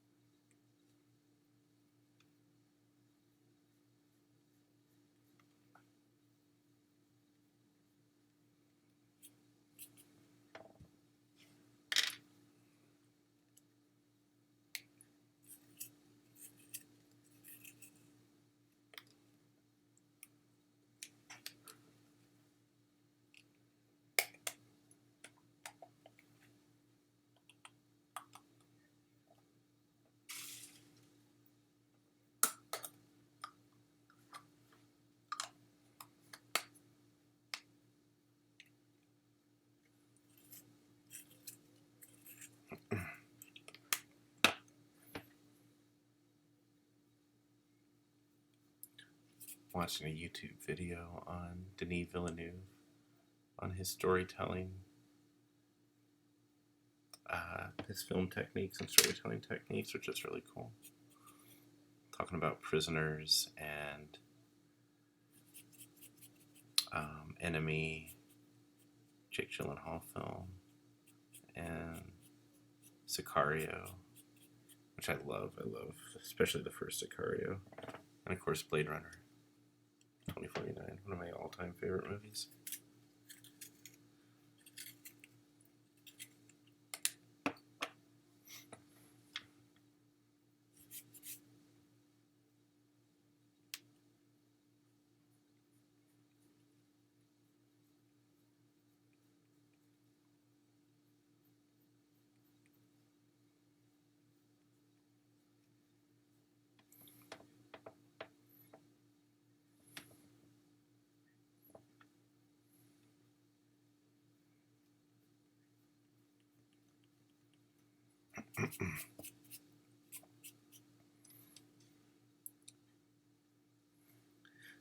Pretty excited for Denis' Dune adaptation. I'm not even like the biggest Dune fan. Like I like it. I like uh, I like David Lynch's movie. I mean, I like it well enough. It's not perfect and it's kind of a mess, but I like it. And then the Sci-Fi Channel series, they did a 4-hour miniseries years back. This might have been like 10 years ago now or something. That was pretty cool. I like that one a lot. But I love Denis Villeneuve's films, and amazing director and storyteller. So, and I know he's a huge Dune fan, just like he was a huge fan of Blade Runner. So he made an incredible sequel with 2049. So I'm definitely excited to see what he does with Dune. Dune looks like it's going to be really good, at least from the photos they've released so far.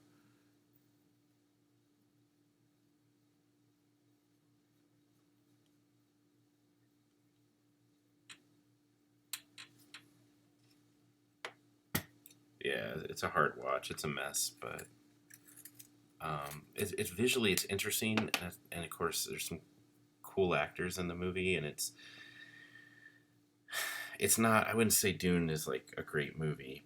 It's a cult film, which makes it good to some degree. But yeah, I agree.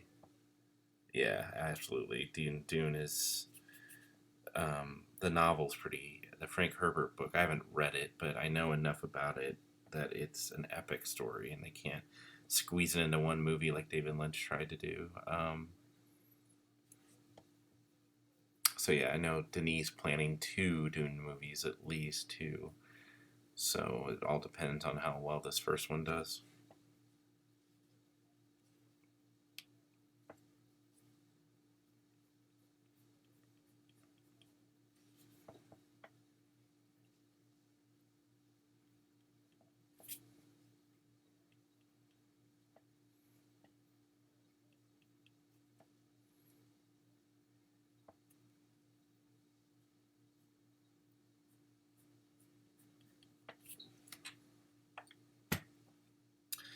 Yeah, I like the John Carter movie too. I mean, I would say that was better than Dune for sure.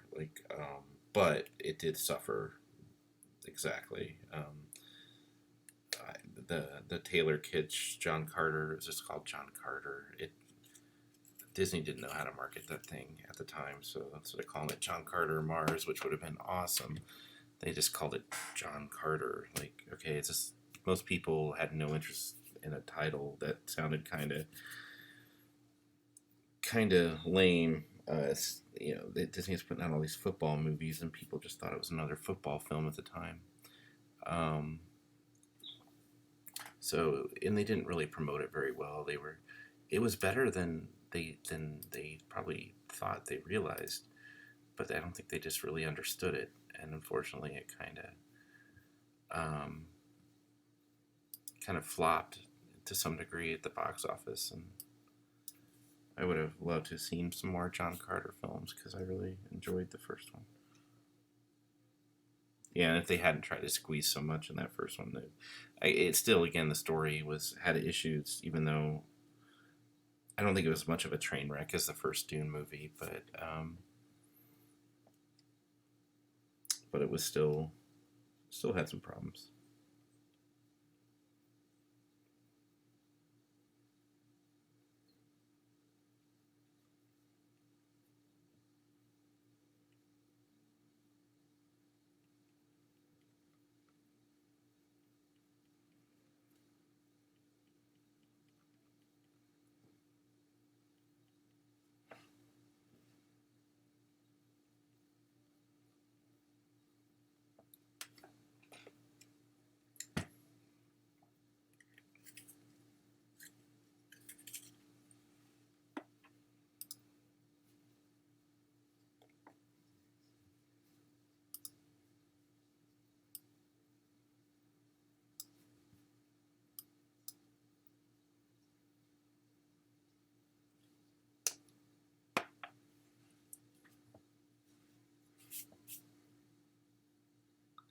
And I'm watching a video on Fight Club on Chuck Palahniuk on how he wrote Fight Club. Just I love watching random filmmaking videos on YouTube and some certain film channels I watch on the deconstruction of film and storytelling. And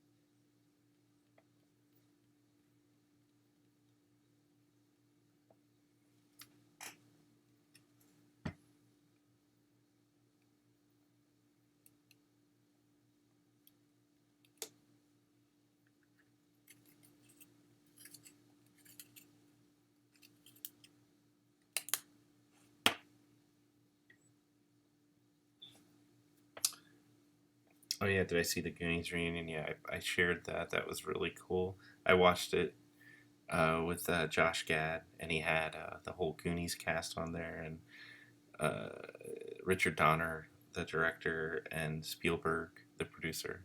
That was really cool. Yeah, that was a lot of fun to watch.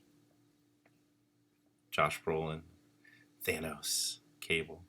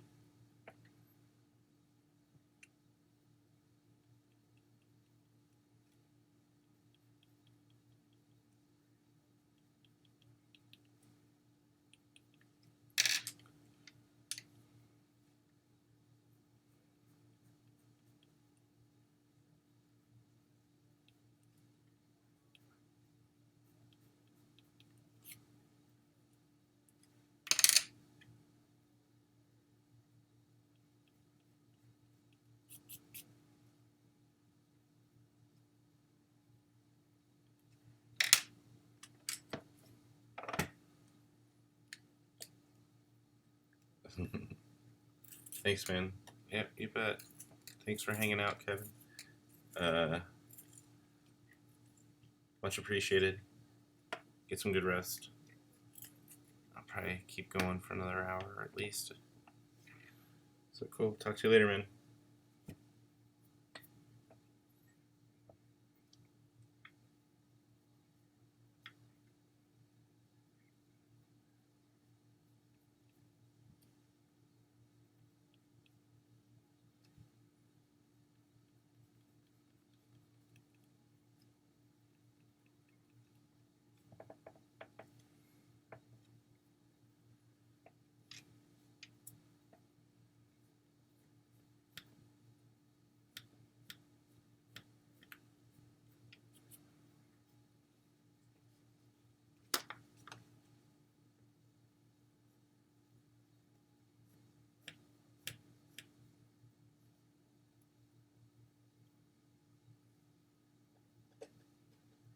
Oh, thanks, man. Leave your stream running. Got to keep your numbers up. Sweet, man. Thank you. You don't have to do that. That's awesome, but much appreciated. Thanks, Kevin. That means a lot. Thanks.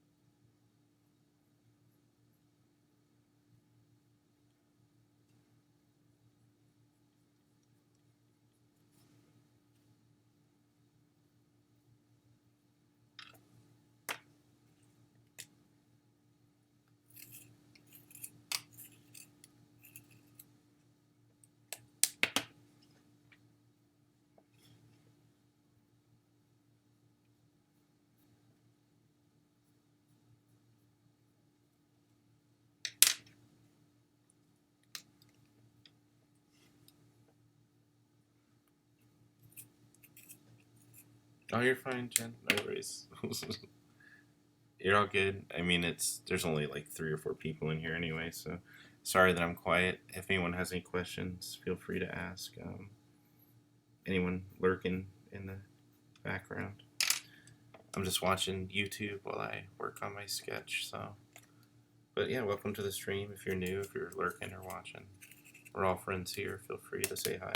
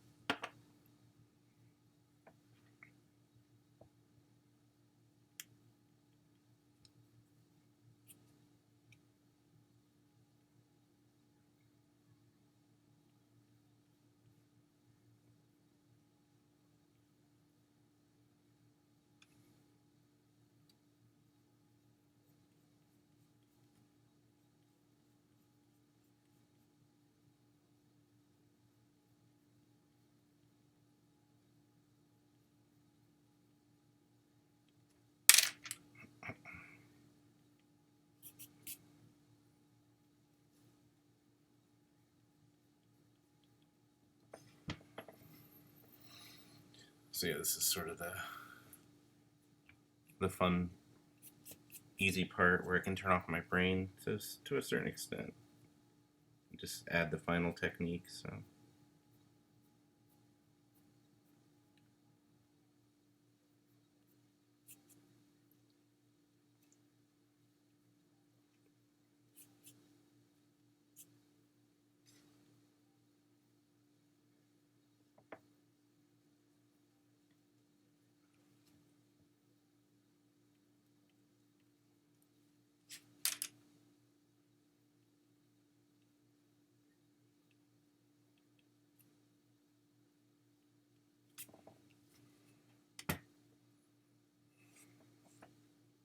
Almost done with this part of it. Then I gotta do the background.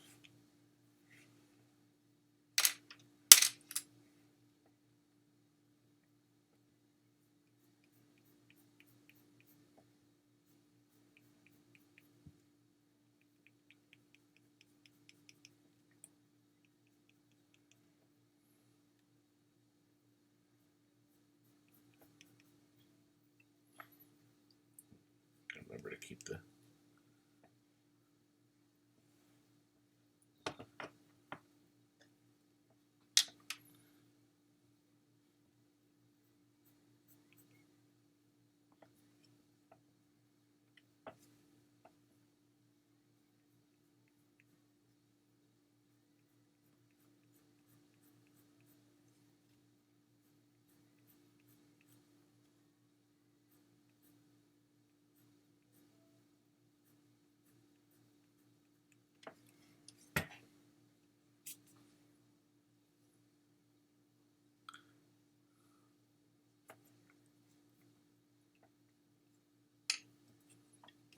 So yeah, you don't work much traditional mediums anymore. Yeah, same. Most of what I do is digital too.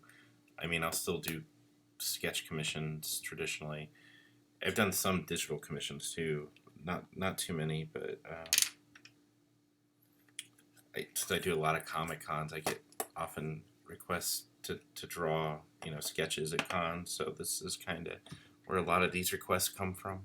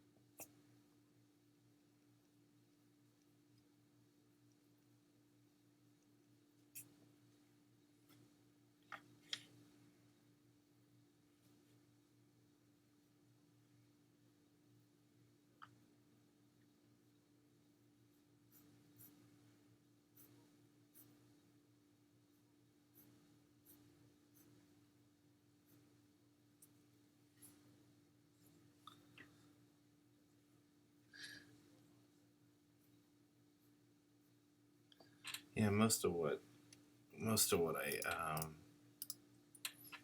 I do these days for publishing and licensing is digital. A lot of my published work is obviously digital. So, but to I like to flex those muscles. The traditional art muscles. What I was trained traditionally in college, but in all growing up, I took private art classes and Saturday art courses and stuff like that all growing up. Then I get to art college and I'm still learning traditionally how to paint and but in my sophomore junior year computers, so back in like 94, really, Photoshop was really new and Painter was really new, and those were programs that um, people were just learning, and our school got, those programs and those computers, and so I started to adapt immediately, taking these digital art courses, learning how to translate some of my work digitally that I was already learning just then to do traditionally. So looking back, I'm really grateful for that. And then as soon as I graduated art college, I started getting some, full-time work in advertising and publishing houses in Columbus, Ohio. So I was learning on the job how to use Photoshop and more Painter, and doing vector art as well. So yeah, so even though I was drawing comics right out of college and Star Wars illustrations for Lucasfilm and different book publishers and doing that stuff by hand, but then I was also coloring my work digitally and then painting digitally. And so I kind of, up until I was like 22, 23, I was all traditional. And then all of a sudden I embraced digital because I had to. I had to take those courses and I wanted to take them. I wanted to learn. And then over the years, I've just kind of bounced back and forth over the different mediums, different techniques. I've tried to bridge the gap in some ways on some of my styles and techniques, but I work in a lot of different styles too. So again, that just comes from me experimenting, always trying new things, pushing myself to learn more, do more things. So I think lately I've been trying to adapt my traditional and digital techniques a little more cohesively than ever before. So the last 3 or 4 years I've been looking for ways to kind of translate so it doesn't look like, because some larger studios, they prefer the realistic, fully painted looking digital artwork, and then the comic book stuff likes it to look a little more comic booky.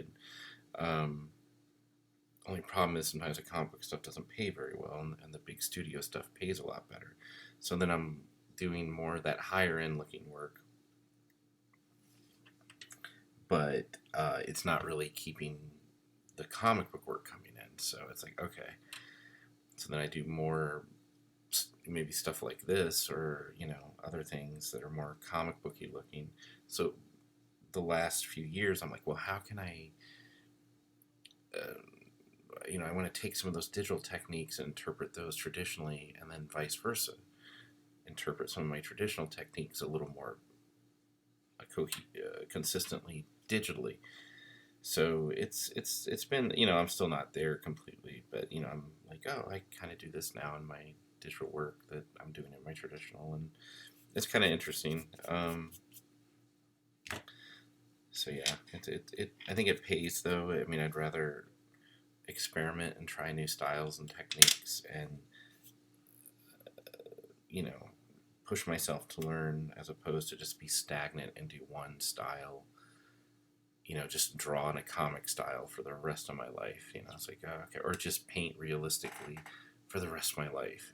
It's like, well, I love comics, even though I love realism and I love that higher end studio work, especially the higher end studio paychecks. That, which is always good. I still enjoy comic books. I was trained as a comic book artist. I have a career in comic art, and I still want to do, that kind of work. So, yeah, it's like, I don't want to, how do I bridge that comic book art style gap with the realism gap? And it's something I've always done a lot of my cover work.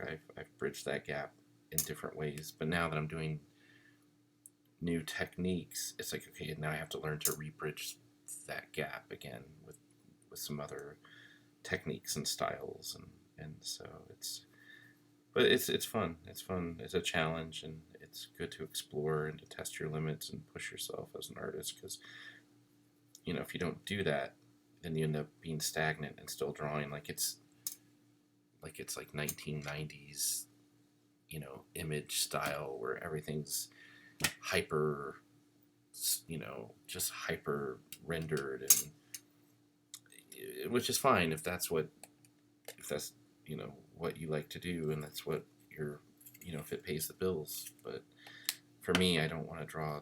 I don't want to be. I just don't want to be stagnant. I want to keep pushing my work in different ways, different levels. Keep pushing boundaries, learning new things, exploring.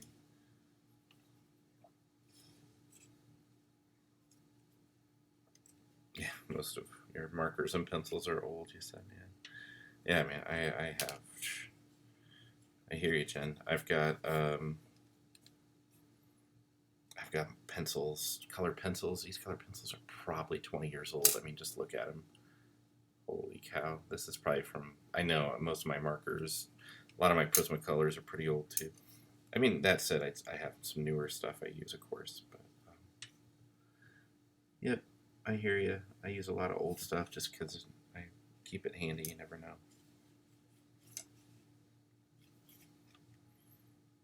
And I started working in Photoshop 3. Yeah, I think I was like 2 or 3. I can't remember. It was forever ago. I got.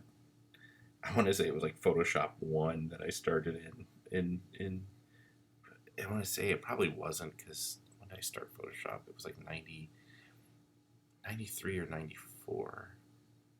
So it might have been Photoshop 1. I'd have to go back and look. So you're never able to go to college. You had some great high school teachers that encouraged you.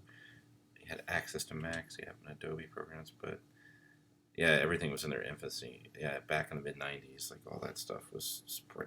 People were still. My teachers were still learning it as they were trying to teach all of us. But luckily, I had some really good digital art teachers even back then that were pretty adept with the software, and some really great art directors that, even though it was new for them too, they were very patient and we were all able to work together to figure this stuff out.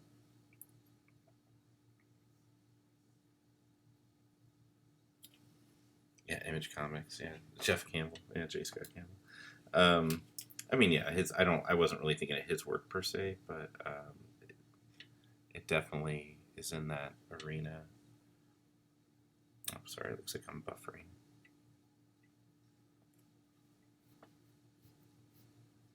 Oh, don't want to lose you guys. As I'm still streaming. There we go. Sorry, it buffered there for a bit. Sorry for the. I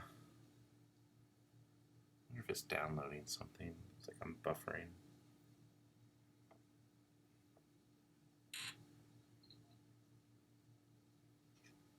Oh, it's still buffering. Great. Yeah, I was thinking like those 90s styles, which I guess Jeff was part of that too. But like Rob Liefeld and Todd McFarlane, and I mean, and a lot of those artists are still, they're still doing great stuff. But then they inspired a lot of copycat artists that would do that style. So, and a lot of those guys aren't really getting work because, they only know how to draw in one style. They never really learned or pushed themselves to adapt and to do more, and that's the one thing as an artist, if you're going to be successful. I learned that early on from some great mentors and teachers, is to never just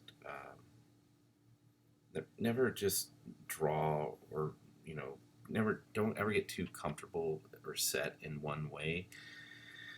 You should always be looking at other artists. You should always be inspired, always be learning, always be experimenting, trying new things, and in that sense, I may not have a consistent like Alex Ross style, that I've mastered. But I feel pretty confident I have a number of styles. If I'm depending on the job, I tend to approach my career more in a blue collar way in regards to like if a certain publisher or certain studio calls up and says, "Hey, we need this," and then we want it to look like this piece you did, then I'm like, okay, I can switch gears. I can do that style, that technique.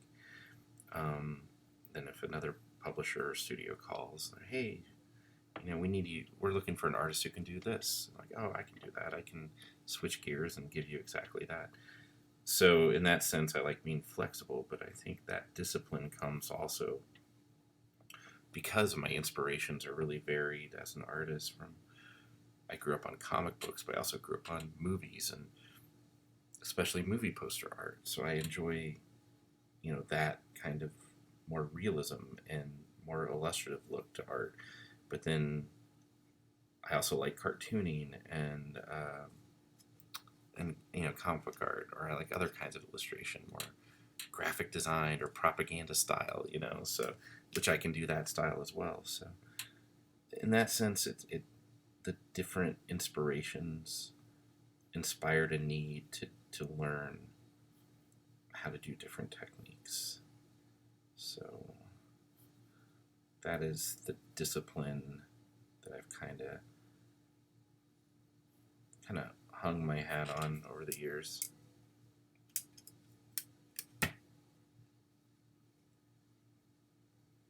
But yeah, right, with J. Scott, his style hasn't really evolved that much, and it hasn't. I mean, he still has a huge following, makes way more money than I'll ever make, but especially because superheroes pays way more than Star Wars ever does. But yeah, it's that style of even though his style hasn't changed a lot, he's really mastered it and perfected it and refined it. So that's still one way to kind of take your career as well.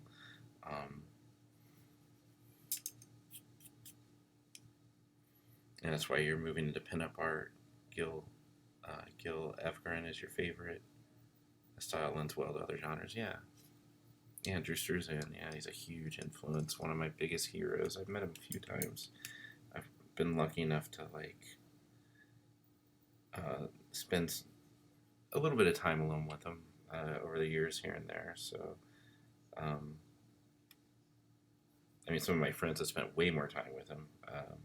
I don't even know if Drew would remember me per se, but I know his wife Dylan does.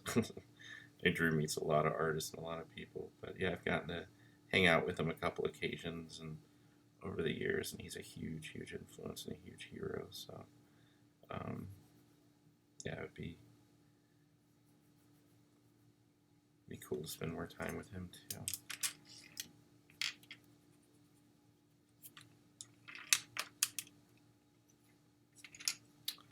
So yeah, if you're just getting to the stream or even watching, I'm just hanging out working on this Star Wars sketch cover for a collector. Getting it wrapped up with the final techniques, and I'm gonna go back into it and tighten it up and add highlights and whatnot at the end for all of these. So.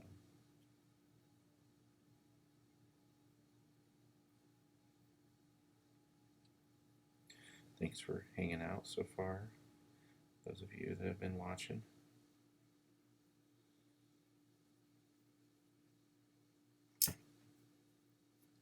Yeah, Drew's, he's super down to earth. Like it's a lot of his philosophy with art I get from him as well. So with artists that I admire, and they don't all have to be illustrators either. I mean, there's definitely some musicians I really look up to as well.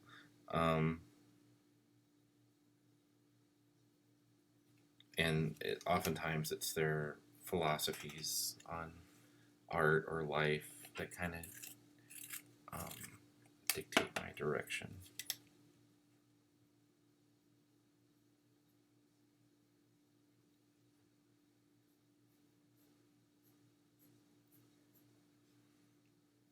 which is always another kind of inspiration. I have some, close friends over the years who are also illustrators and artists that I've learned from as not just as artists but as people, and I've been able to kind of absorb everything they've taught and use that to inspire my own art or my own career.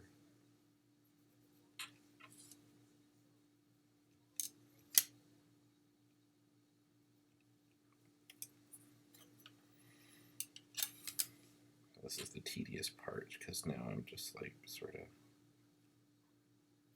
doing this spiral up, see how much of this I can freehand. Once I put the, it goes a little faster when I do that. Once I know the direction of the lines.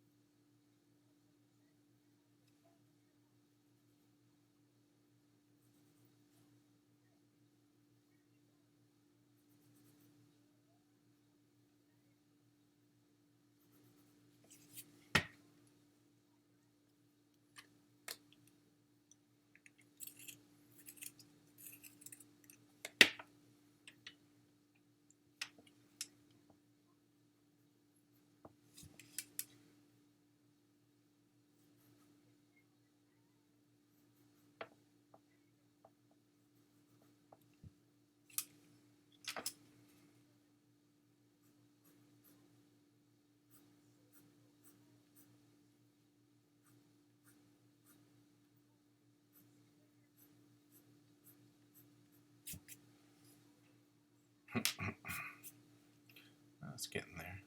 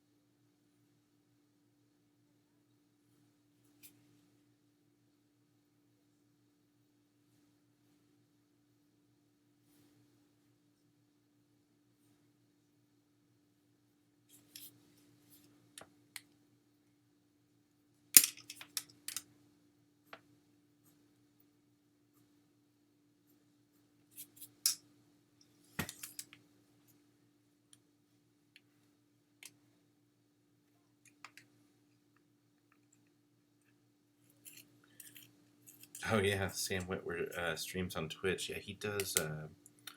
Plays video games, right, on Twitch. I saw that recently. I think. Um,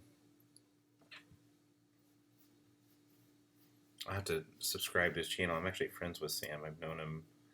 Um, we've known each other for God, since what 2007, 2008. We met at Comic Con in San Diego, and he had just he had just done Dexter, and he was the fake ice cream truck killer on Dexter, if you remember those episodes early on. And he was in The Mist with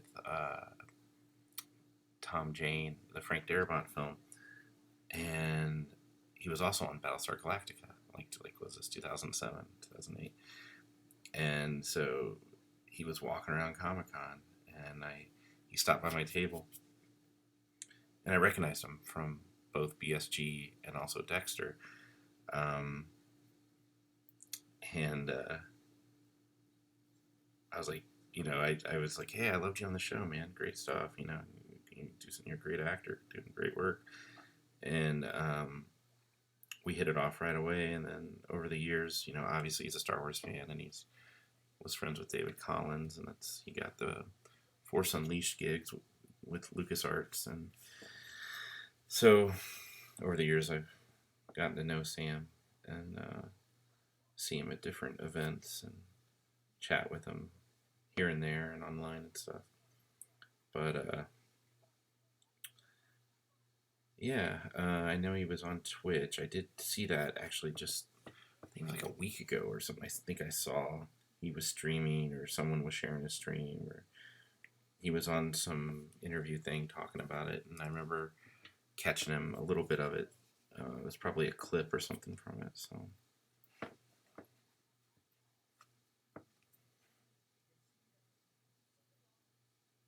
Oh, nice. Yeah, that's cool. So, Sam's been on here for 2 or 3 years. Okay.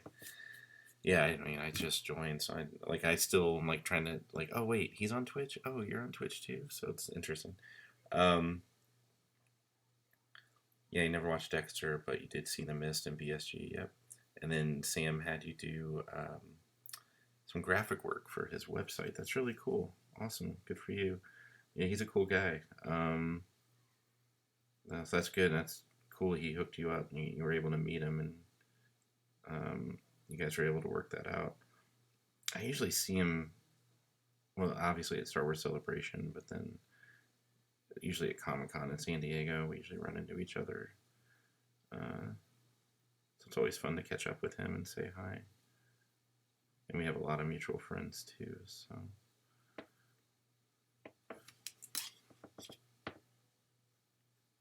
Yeah, I'm gonna have to give his channel a follow.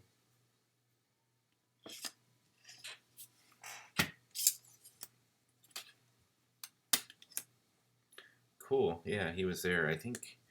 Did I see him? I barely. I don't even know if I did. I think I saw him for a hot minute in Chicago for Celebration. The show is just so insane. They get bigger and crazier every year. Yeah, I think I said hi to him real quick there at that one.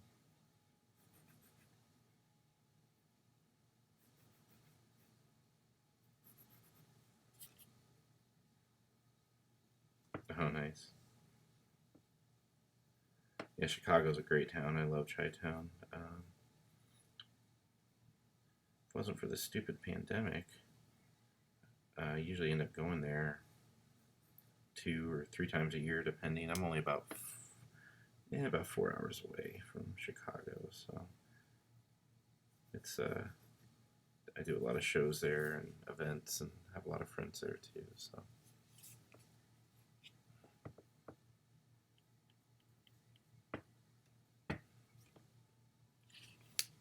Cool. Virginia, yeah, a little bit further out.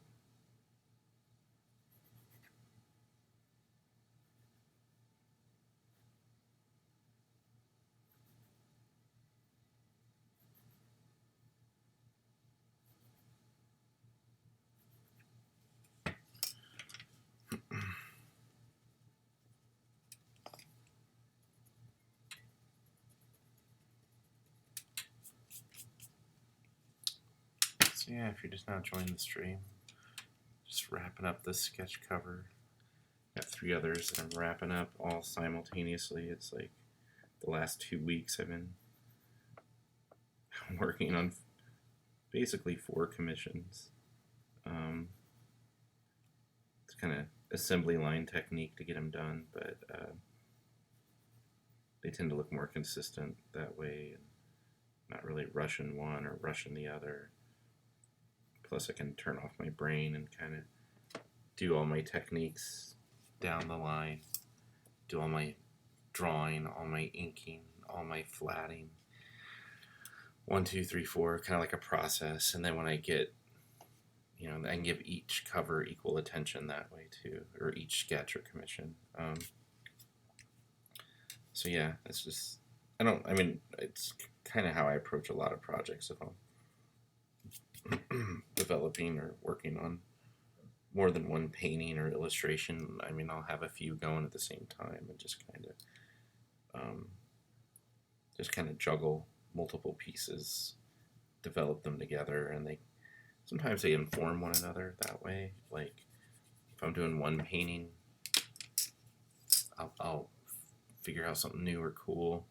Like, oh, that would look really cool on this piece. And then sometimes you'll see that in my work where things overlap a little bit. You'll notice like similar techniques or effects or backgrounds, or it might carry over to other pieces, which is just learning, trying new things all the time. Yeah, how do I juggle commissions and studio work? Yeah, usually the studio work has deadlines. The commissions are a little more flexible. It's not easy, especially when I'm traveling a lot for conventions, but since I'm not doing that these days, normally juggling commissions and studio work, so studio work always comes first, no matter how backed up with commissions I am, and sometimes I get really backed up. And I do have a few pieces I owe people who have been super patient with me, so but between the conventions and the studio work, that's why I don't do a ton of commissions normally. I may only do like a handful a year, just because I can't do that many at home that often. But when I'm at Comic Cons, I'll do quick sketches or sketch covers for people. I might only be able to do like 1 or 2, but yeah, so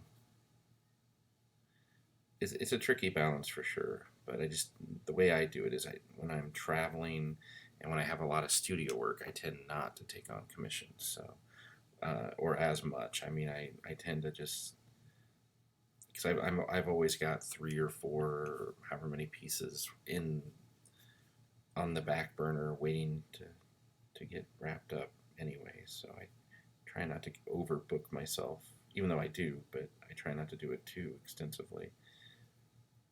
Eventually I get caught up, and that's what I'm doing here with this pandemic. So taking on more commissions. So if you're watching this and you want to commission me, you can hit me up at any of the social media links at the top. My email as well, joe@joecarney.com, which is also on my website at joecarney.com. So if anyone's watching and wants to commission me, my list is pretty open right now because I'm getting caught up on these. I have some studio work, but not a lot, and the goal is to keep doing commissions for the next few months, at the very least, as many as I can. And then if anyone wants any sketches of their favorite characters, it doesn't have to be Star Wars, it can be Marvel, or it can be movie characters, or anything really, feel free to drop me a line and we'll work it out.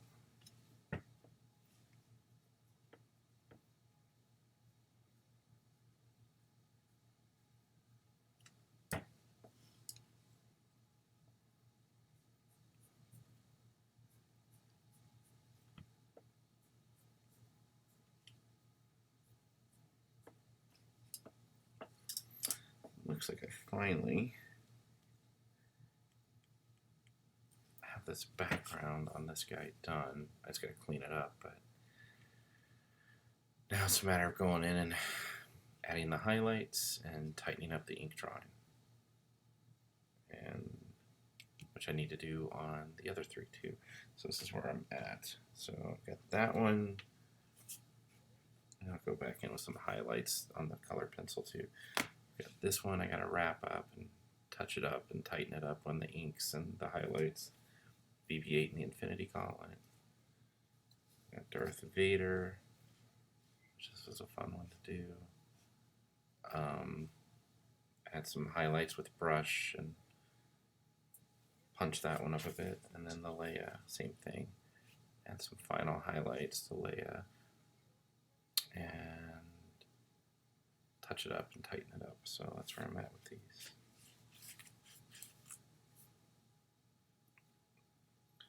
Cool, thank you. Thanks, Jen. Might stretch just for a second. Eat my potato chips on camera.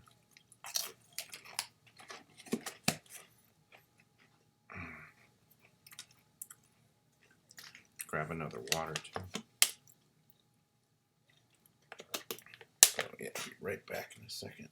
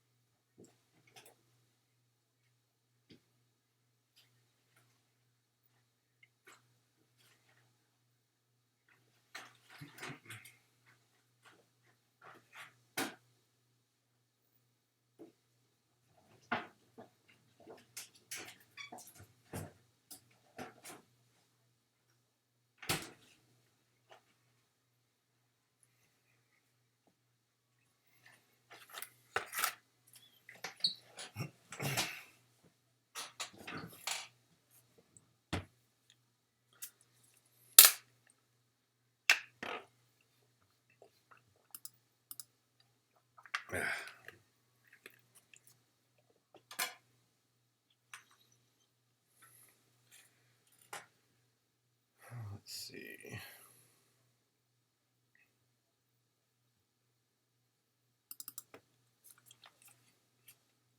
Sorry, it gets a little blurry there.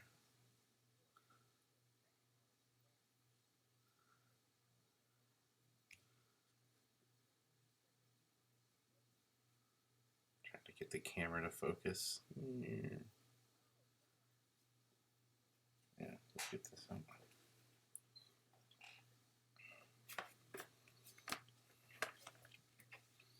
There we go. That's better.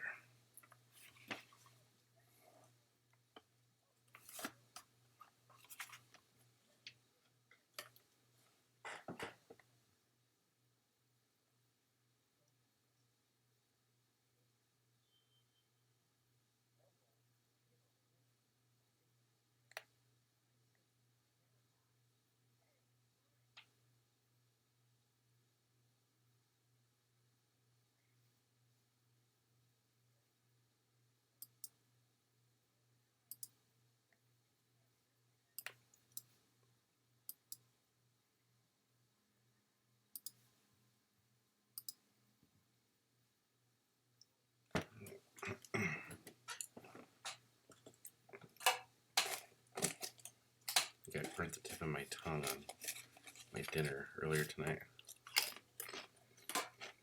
If I sound weird as you listen to me crunch on chips.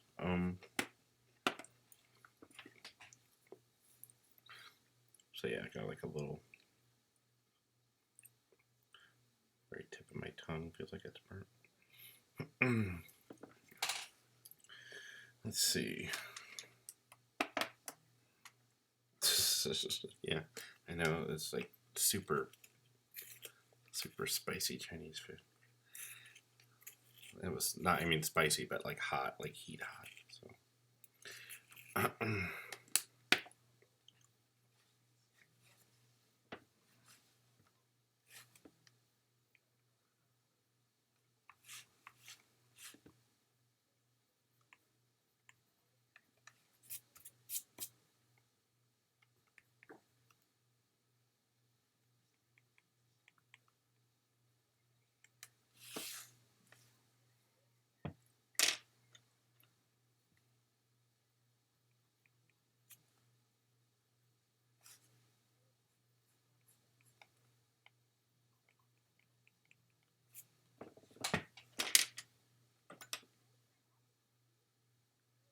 Thanks, Jen. Yep.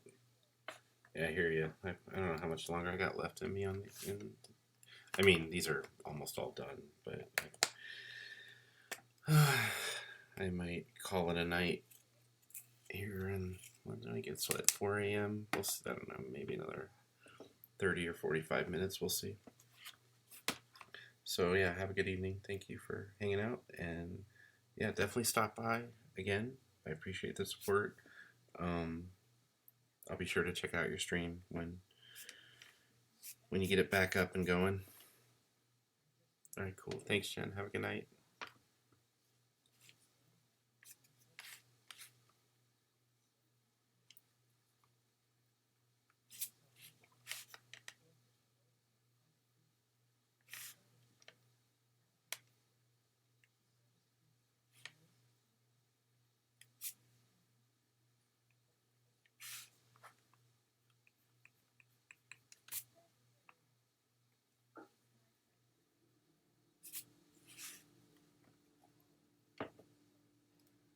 Well, good night. Yeah, thank you. Thanks for coming by. So, anyone else sticking around, feel free to stick around while I work. Have any questions? Feel free to hit me up in the chat.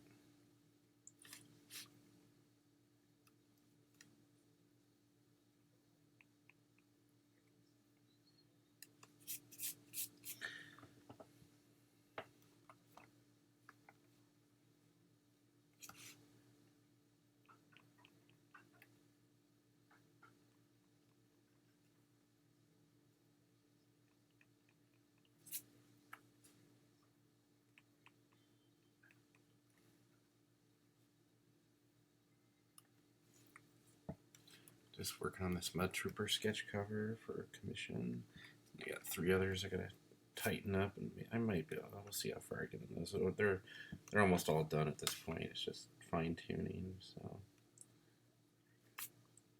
which I can always wrap them up off camera. I just need to spend like another 10 or 20 minutes on each one probably to get them up to speed.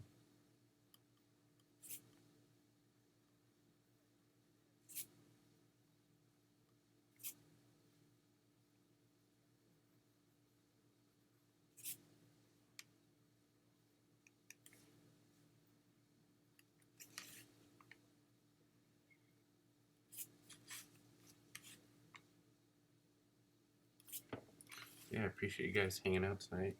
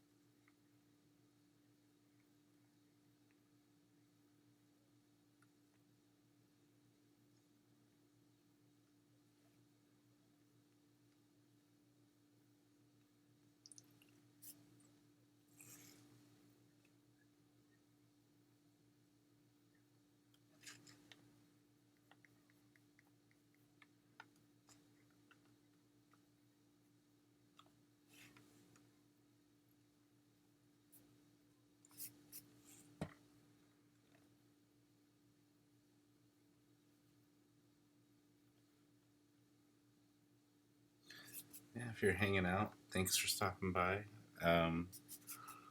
Just working on some sketch covers.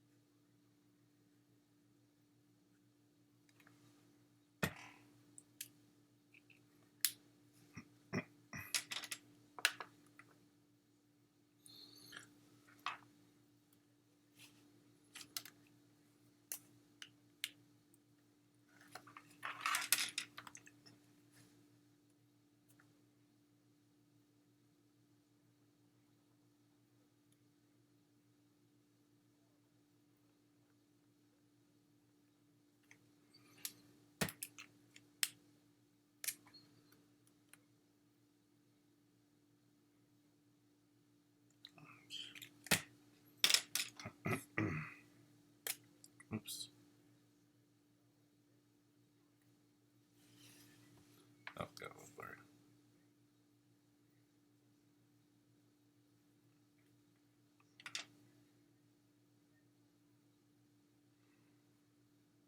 Ah, darn it. Made it blurry again.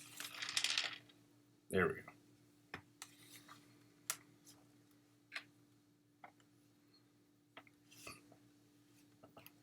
So yeah, if you're hanging out,